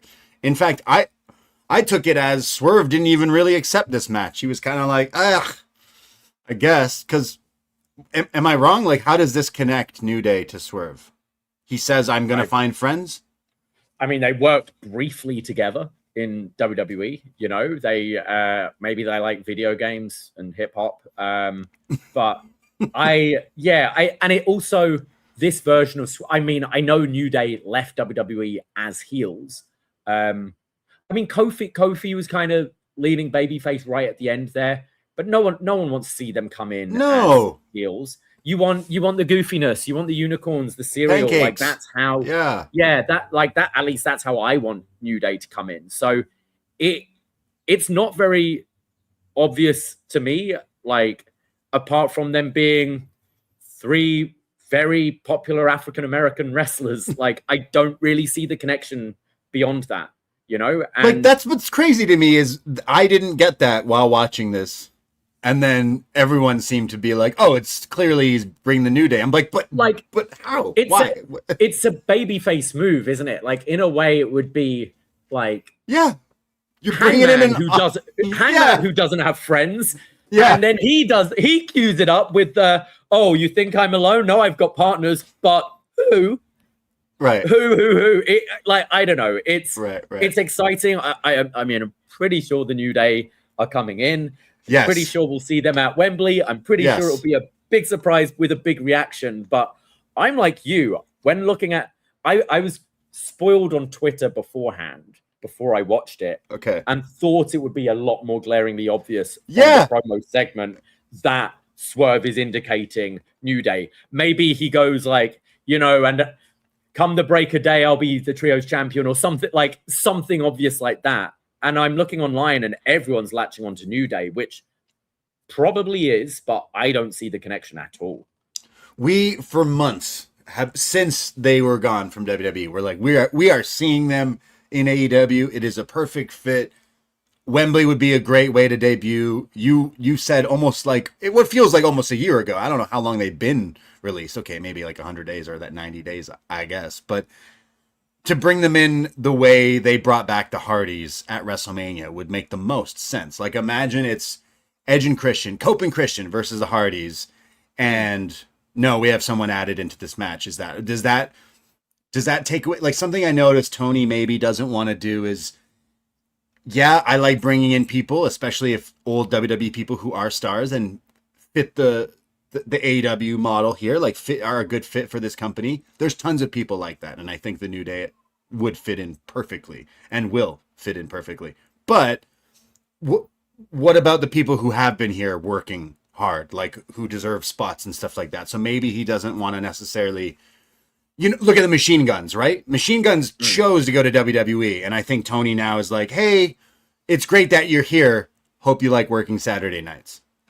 You know what I mean? Like, hey, I'm not putting you on the big Dynamites and pay-per-views right away because, well, sorry, you gotta earn that here. You don't just get your spot because you were in WWE essentially. And I think we've seen that quite a few times too. As much as I'm sure the tribalistic fans who are always like, oh, ex-WWE people, like usually when they come in, they're jobbing to the AEW people first to earn the spot, earn the respect a little bit. So maybe that's why, but ultimately I just don't understand how they would come in to be with Swerve, who's a heel, but okay, I want to see them. Don't get me wrong. Bring him in, please. I can't wait. But what if his name's Swerve? What if this is a Swerve and it's kind of, you do sort of what they did with the like Gunther, Kevin Owens involvement in the 4-way recently at SummerSlam. Okay. Where maybe Swerve's partners are actually Blake Christian and Lee Johnson, because, you know, originally Ricochet didn't want them. He was forming his group. They offered their services. He's like, nah, I don't want you. Right. So he's kind of employed them. You disappoint the Wembley crowd. Yeah, you disappoint the Wembley crowd because it's fucking Trey Baxter. Yeah. It's Axiom. Bless them, they're good wrestlers. I enjoyed their match on Collision, but like, and then you have the New Day reveal. But if that's the case, who's the third man? Who do you have New Day come out with? Ridge Holland. Ridge Holland. Okay. I'm joking. Like, Please I don't do know that. because it's you want that pop is going to be enormous when the New Day come out. Yeah. But it's I don't want to see them walking down the ring scowling with Swerve Strickland. It's just weird. It's just kind of weird that if like, okay, the New Day easily should be going into feuds and programs eventually with the Elite. And maybe because Hangman is in the Elite, therefore the New Day want to beef with the Elite. Therefore, we find someone who's got history with them and can back us up. So maybe that's the lifeline there. You can also, like, you know, Hangman and like Brodito can retain here. Like Swerve and the New Day don't have to win. And you can have then like the beatdown after the match where New Day are like, what the fuck you doing? And help them. Sure. You know, and then that establishes them not as a trio group moving forward. It's just got them on the roster, and now they can go in the tag division as baby faces and eventually do those big matches we want to see. But yeah, I found it very, very odd. Like, okay, aside from New Day, could this be a Swerve and he brings in people? I don't think it should be the swirl. But what other tag teams do we have? Well, I'm saying the swirl if you then have New Day as like the fourth team. You know, like do it as, you know, Jinder Mahal coming out, and then this is a trios thing, out, right? You know? Like the issue is a lot of the teams in like the Hurt the Hurt Syndicate, they already work as a trios kind of with MVP, but like I don't know if they would necessarily go with Swerve, but they've kind of, I know they were on Collision, but they've kind of been just, I mean, they had a big feud with Swerve, didn't they? When they came in with Lashley, You've got the Bang Bang Gang, you've got like Juice and the Guns, right? Like you've got. I just assume this is there, but this has to be New Day, I guess. I think so. Yeah. And the connection, I would just assume the connection is, hey, you hate Hangman and the Elite because the story last year was he beat the Bucks to get rid of their power. So the New Day comes in and goes, yeah, we have issues with them too. So maybe that is, but the problem is they're baby faces. So it's like, oh, okay. So we go heel Bucks. That actually might make heel Hangman, heel Bucks, like heel Kenny versus, I don't know. This sounds all backwards, but I don't know. It does. I'm and reaching, I feel we've only like just got to wait. Like Bucks were heels just a year ago. Hangman was a heel just over a year ago. Like it's. But the Edge and Christian thing on was it Collision or Dynamite? They were like, Christian's like, hey, don't trust these guys. These guys are evil. Like, and Cope is like, maybe you're right, Christian. So I don't know. We shall see. But will it be a New Day come All In Wembley? I do think when it's all said and done, we will be seeing them in Wembley. Look, Kofi and Austin Creed. Is that what he's going by? Creed? Austin Creed? No, not Austin Creed. What's his name? Austin Creed? Yeah, Austin Creed. They've already been announced for Jericho's cruise. So they're 100% coming into Wembley Stadium for AEW. If they've not signed already, they've got to be. While on the subject, because this is just a game we play every week until the event happens, are we still thinking Sheamus shows up in the Casino Gauntlet or something? There's got to be some other surprise on this show, and I would imagine that might be one of them.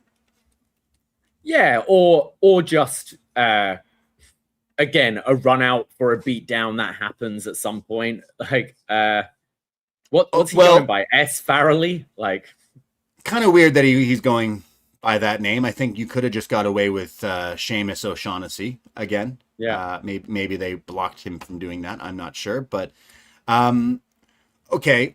What about the Continental Cup? Because on Saturday's Collision, there was some good graps there. You got Kyle O'Reilly versus Roderick Strong in the Cup, which was fun in the main event. And then you had Shibata versus McGuinness, which is crazy. That audience didn't deserve, like, that should have been something you maybe did in a different thing. But regardless, we got that match. But Nigel wins by roll-up. But then coming out of this, we're told now Nigel is injured. And he might not actually be wrestling in this spot. So we've been saying on this show that we predict Nigel versus Mox is the match at Wembley. What if someone takes his place in this tournament? So just checking, I don't think Sheamus is available until October 1st. His contract runs out end of September, right, unless he's negotiated to get out before then. Probably I don't know, but no, probably from not. what I'm reading, it's October 1st. So okay, well, what's Bryan Danielson doing? So he, like, I mean, I brought this up last week, didn't I? I was like, I could see Nigel winning this match and then getting beaten down after, and Danielson returning to take it. Now, the thing is, if you want to do, like, I don't know. I mean, he's not been on commentary for a long time. Now, is that by design because they want him to be a surprise? He was saying about, actually, the travel fucking sucks. Like, being on a flight once a week with his neck issues and stuff. Like, he sounded in last interviews, but obviously wrestlers lie. He sounded pretty checked out. Remember, Cody taught him how to lie, remember? In ring. Yes, exactly. So, but the thing is, if you insert him as a replacement, that means he's got to wrestle like 2 matches before Wembley. And that kind of loses that luster a little bit. Like, still, I mean, I'd still love to see, you know, Danielson wrestle, but like, I think you build it as a one-off attraction at Wembley, right? So that's probably not happening. Chris Jones is saying in the FA Cup, you just get a bye if the person's injured. So it could be, you could do that, but I don't know. It does shake, because I'm surprised, because outside of us two, I haven't heard as many people saying Nigel's winning this. Well, it's not him anymore. So for me, it made the most sense of all of that. And but I don't know now looking at the field. So what we've got, who are the finalists? We've got Moxley. Can't be Jungle Boy, right? It's not Jungle Boy. So and we're getting the draw tomorrow. So we're getting the draw on Monday, and that's when they're going to address like, I mean, you could just add like a first round match on Dynamite and that winner advances. Like, instead of just putting someone automatically through to the second round, which doesn't seem quite fair to the people that got knocked out of the first round, right? You could do another first round match to determine, or like 2 losers, put Roderick Strong versus Jungle Boy in a rematch, or a 4-way of all the losers to determine who's going in. I don't know. I feel like this whole tournament, I'm not into it. All the matches we've seen, I watched Shibata and Nigel, and I was like, sick. It was fine. It was okay. I watched Roddy versus Kyle, friendly competition. It was okay. It was decent. There's some good wrestling, but I'm not loving the, like, Jay White and David Finlay was part of this thing on Wednesday, and I was like, I don't care about this. Jungle Boy and Moxley had a good match, but like, the story was Jungle Boy barely survived. Claudio, Orange, Kingston, Jay White, O'Reilly, Hechicero, Moxley, and Nigel McGuinness is out. Again, I think it's, as I said last week, I think I don't mind the idea of this. Like, wrestling does things all the time to appease to the local demographic. You know, we had All Out last year. We have that fucking guy from Trailer Park Boys and a hockey player and all that, which is going to go over the head to a lot of the international audience who don't give a fuck about hockey and don't watch TV. But it got a good reaction for the local market. You know, wrestling does this all the time. So I get the idea of an FA Cup tournament, like, being crowned at Wembley, but no one has. It's, again, like, we're going, Wembley is in 2 weeks, and it doesn't feel like anyone really cares. Like, I'm watching even Nigel McGuinness's promo about wrestling Shibata, like the promo before his match. Like, he's not talking about what it means to him to lift a trophy at Wembley. Like, that is the dream of most young boys in England, is standing in that stadium and lifting the trophy, you know, winning the World Cup, winning the FA Cup, that kind of thing. Like, it's a tournament's only as special as you make it. And instead we're getting, like, not Roddy and Kyle saying how much it would mean to them to be Continental Champion. It's like, oh, I guess we're facing each other. Well, you know, I'm not holding back. And the same with Don Callis' family. It's like friendly competition here.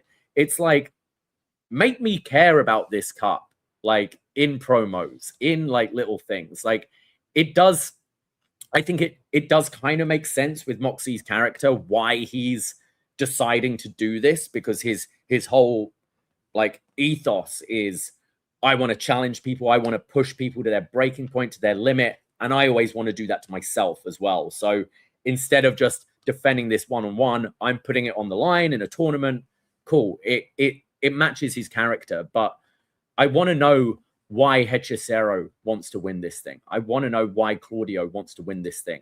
I'm sure Eddie Kingston is probably the only one who has told us, but he farts in his promos, so no one's really paying attention. Like, I don't think the idea is terrible. I think there's ways of improving it, but please tell me why I should care about it, and no one has.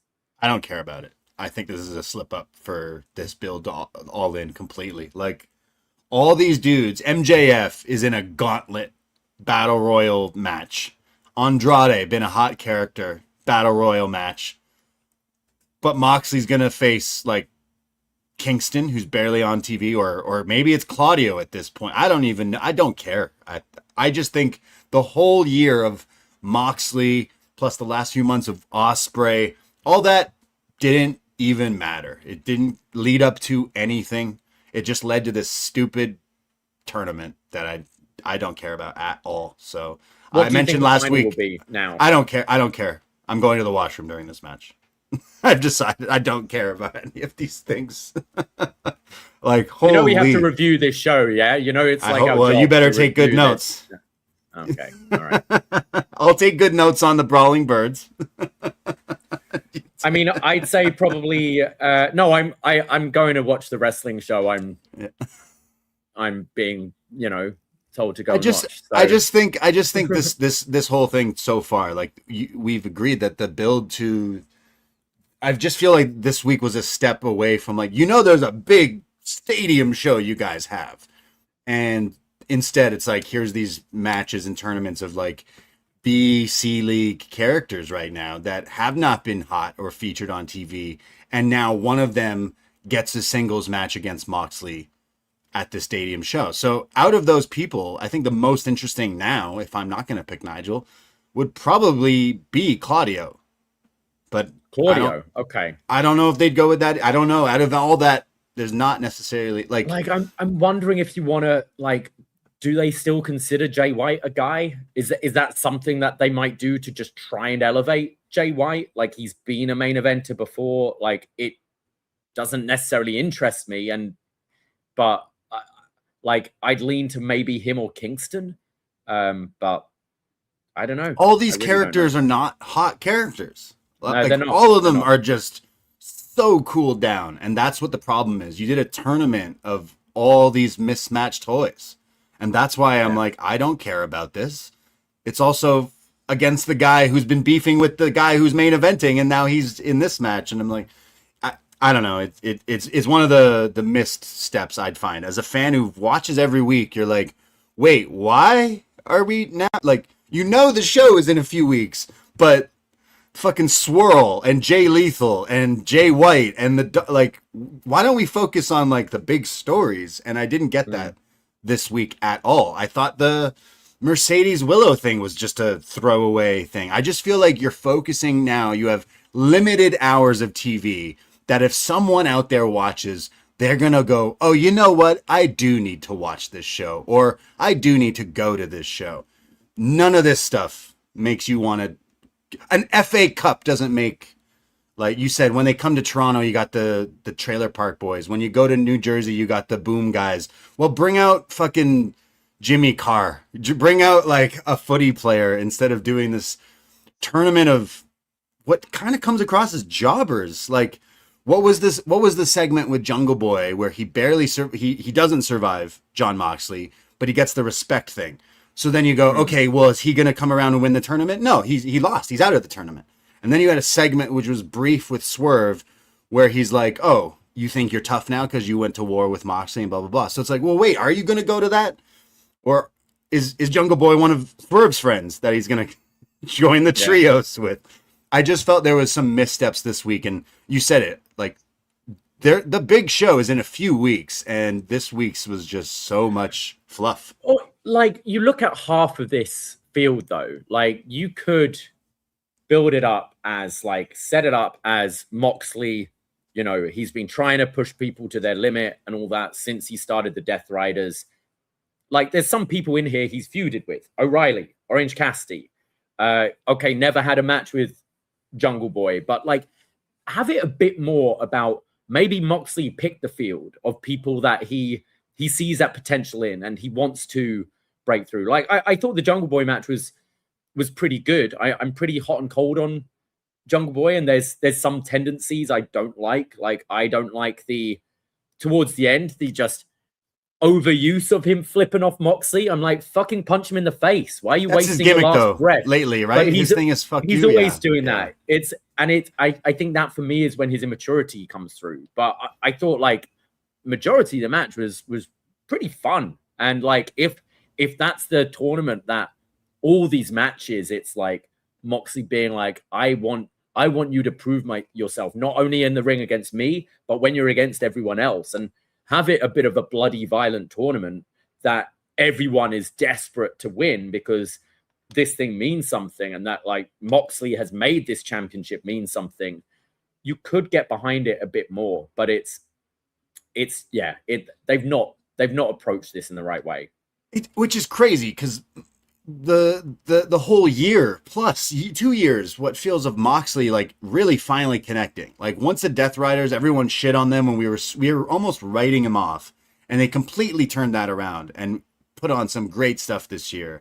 I'm just like disappointed of how shouldn't this guy be featured in we should have known Moxley's All In match a month ago, just like the world title match. You should have told us if he's beefing with Jungle Boy, then you start that feud months ago to lead up to a big match. But instead it's this janky tournament and now a bunch of people that he's already beat and his mate. Yeah. And then the one British guy who I was like, well, I assume it's this guy because he's a legendary British wrestler in this tournament. Now he's injured. So like what if he was scheduled to win? They're like, oh shit, now we got to put Orange Cassidy rematch in there again, and not knocking any of this talent in this tournament. It's just like it feels so weird when I would have had Moxley in a huge singles match, not even for this title. Who cares? Just put him on a big match graphic that people will buy tickets to go see him because people love him. But instead, now is he going to face Claudio? Maybe. Is he facing Eddie Kingston? All these cold opponents where like MJF is right there, Andrade is right there. There's so many people that's going to be in that other tournament match that he could have been in that match. If you just added Moxley to start that match, wouldn't that not change the dynamic of like what MJF's been doing? Of like all these other people. What the best stuff of AEW the last year is all these characters are like, hey, but I'm coming after that title. Moxley should be the same thing. Hey, Will, I know you looked past me, but fuck you, man. I'm going to win this thing and maybe I'll fight you.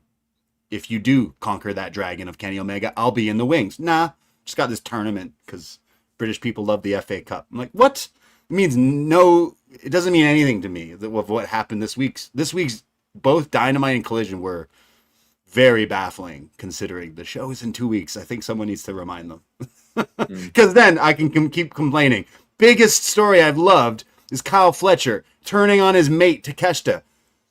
They didn't even do this in the ring. Okada gets paid to be flown out week by week, and all he does is show up backstage and smile and say bitch or fuck you or whatever. I'm happy we got the match, but like it just shows you how much they actually care about it, I guess. I don't know. I'm very excited. This should be the show stealer, match of the year, triple threat. We wanted it, but it just feels weird of lazy way to get there. Am I crazy for that too? It's like, hey, I went golfing with TK and now he's made the match. What? Well, it's like they've done majority of the work, but a long time ago, right? Yeah. And it's been on ice a little bit, and then he said I went golfing and he made the match. But I think what they're doing now is like it's priming Fletcher to be the next person to leave the Don Callis family. Yeah. Because it screws him over, because it's not only it's not only facing Okada, it's facing Takeshita as well. So I think doing it in that way, with Callis being the one who's negotiated this match, it's another thing to kind of further push Fletcher away from the group. And obviously you don't have Takeshita and you want to get the match announced. So hopefully they can amp it up now Takeshita's back for the next couple of weeks. But it felt like, the story was ready 2 months ago. And then it's like, we kind of have to put this on pause. And then, but I went golfing with TK backstage. and I lubed him up and he gave me the match. Like, what? Yeah.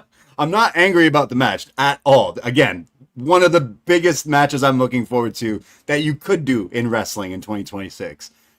And this card got it. This card is looking fantastic. I'm just saying, storyline wise, I watch a TV show and I've been waiting for these two guys who they've been teasing to fight. And instead it's, I went golfing and we got the match. Like, could you not have a better use of Okada to just be like, hey, Fletcher, you remember that time I Rainmakered you a few weeks ago? You're angry about it? Yeah, actually, I did that on purpose. I do want to fight you for the title. And then maybe that's where the Takeshita thing comes in. I don't know. Some interesting storyline, but to just say I went golfing with TK and the match is made. It's like, oh, is that how easy it is? Take note, wrestlers, managers. You want a title match? Go golfing and ask him. I'm excited about the match. Don't get it twisted, but it's just funny how that was how we got there. Anything else from this week? You said the Willow Mercedes build didn't really do anything for you. It's another thing of, we know the match is going to be great. So like, what else can we do? I think a sit down story breakdown with these two would also maybe be to their advantage, of showing what Mercedes has been through since coming here, showing Willow and her story. I think that would be very beneficial to that match and story. But there's 2 weeks. We could do one more like face-to-face encounter would probably be wise as well. But and then Jericho and Kevin Knight, that was kind of rough. Oh boy. Yeah, it was a weird week. I'm telling you, it was not a good week. Like, telling me that the big shows this week. Yeah. That moment with Callis was just awful. Like, that was Callis bad. rolling in the ring, Jericho telling him to get out of the ring. Who's at fault there of like the 5 people involved? Like Jericho, the ref, Don, the camera guy, or the producer? Like, how did that get shown? I assume it was meant to be like Jericho has the walls in, he's edging towards the rope, and as he's in the ropes, gets stabbed in the head. And what was it? Callis thought, oh, you're too far away, so I've got to go in. Yeah. And then Jericho's like, no, we're going to crawl over. It was a mess. Bad. Yeah, it was really, really bad. What's Jericho's role? Gauntlet. Like, what's he, like, what is he right now? Like, what is his purpose?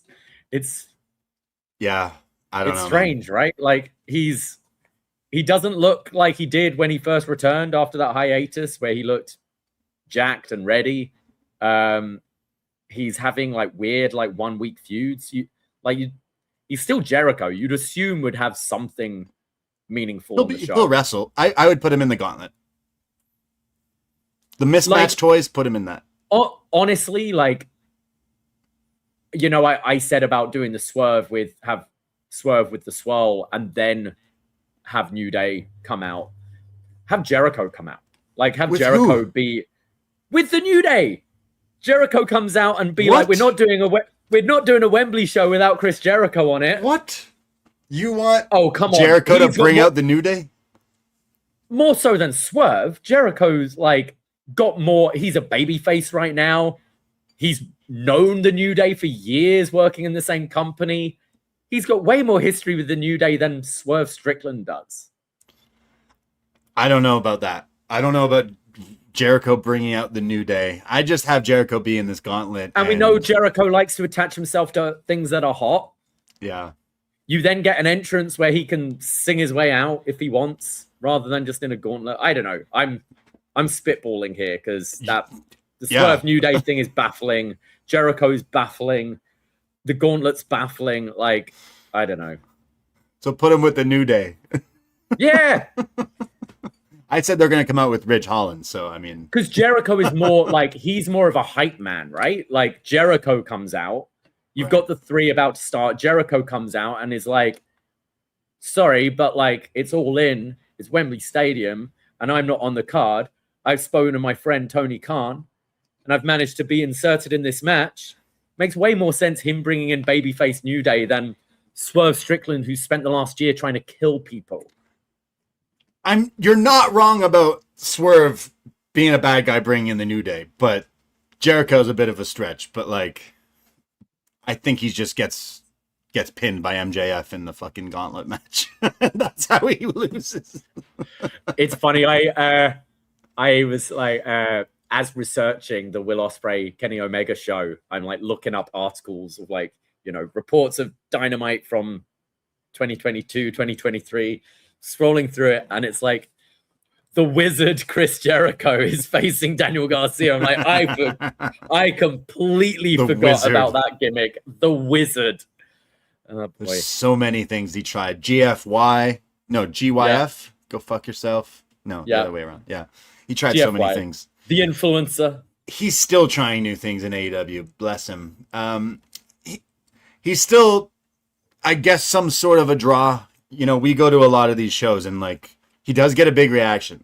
You do still see people wearing the shirts, buying the shirts. Even that god-awful Painmaker shirt, we saw people wearing at Montreal. So like, as much as maybe the hardcores like us are kind of over him, when it all said and done, Jericho is one of my all-time favorites. I can never deny that. But I, too, am like, why? What are you doing here? Why are you still here? Is it just to be here, or is it to help other people get over it? I'm not quite sure. So we shall see. AEW this week, we have some great matches set for All In, so I shouldn't complain. I was just taken aback on some head-scratching things from both Dynamite and Collision this week. Like both shows this week didn't like remind me or knock it over me that they're having the biggest show of their company in 2 weeks. And we have some great matches announced. Kyle Fletcher, Takeshita, and Okada, triple threat, international title. 100% excited about it. Don't get me wrong. That is great. Kevin Knight, the Jet, taking on Darby Allin in a Falls Count Anywhere TNT title match.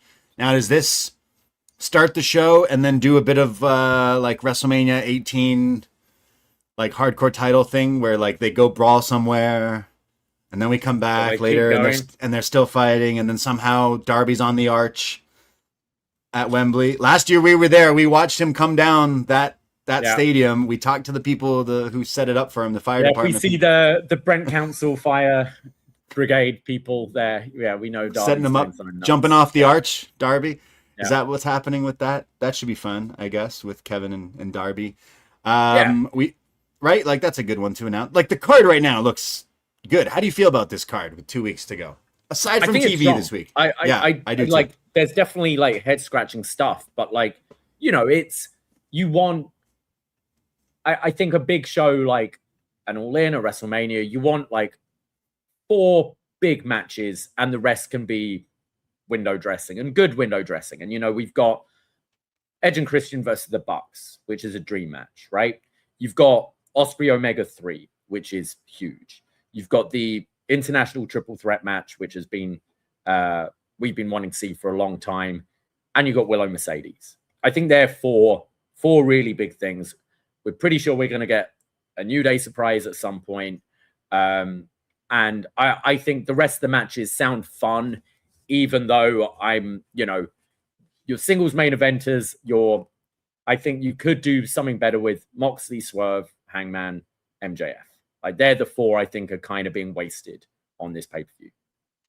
It's cool to see Kenny Omega and Ospreay in the main event, considering the main events of All In have been different people at this point, right? We haven't seen a double. We haven't seen a double main event like MJF would have been if he was to have been the champion still. But so I like that they've shaken up the deck every time that we've gone back to a big All In show. So honestly, looking at this card, I know I sounded negative on this week's TV. Like, I'm stoked about this. Like, you had me at Kenny and Ospreay. As soon as I started to get a whiff of that, I bought a flight. That's how, like, hardcore I want to watch that match. But everything else so far added is good. The Young Bucks versus Edge and Christian. Been waiting years to watch this match. I've seen Bucks versus the Hardys. I've seen the Bucks versus the Dudleys. I've seen the Bucks versus every other tag team pretty much except these two. And these two are from Toronto, my favorite growing up watching versus maybe my favorite tag team ever. So I'm totally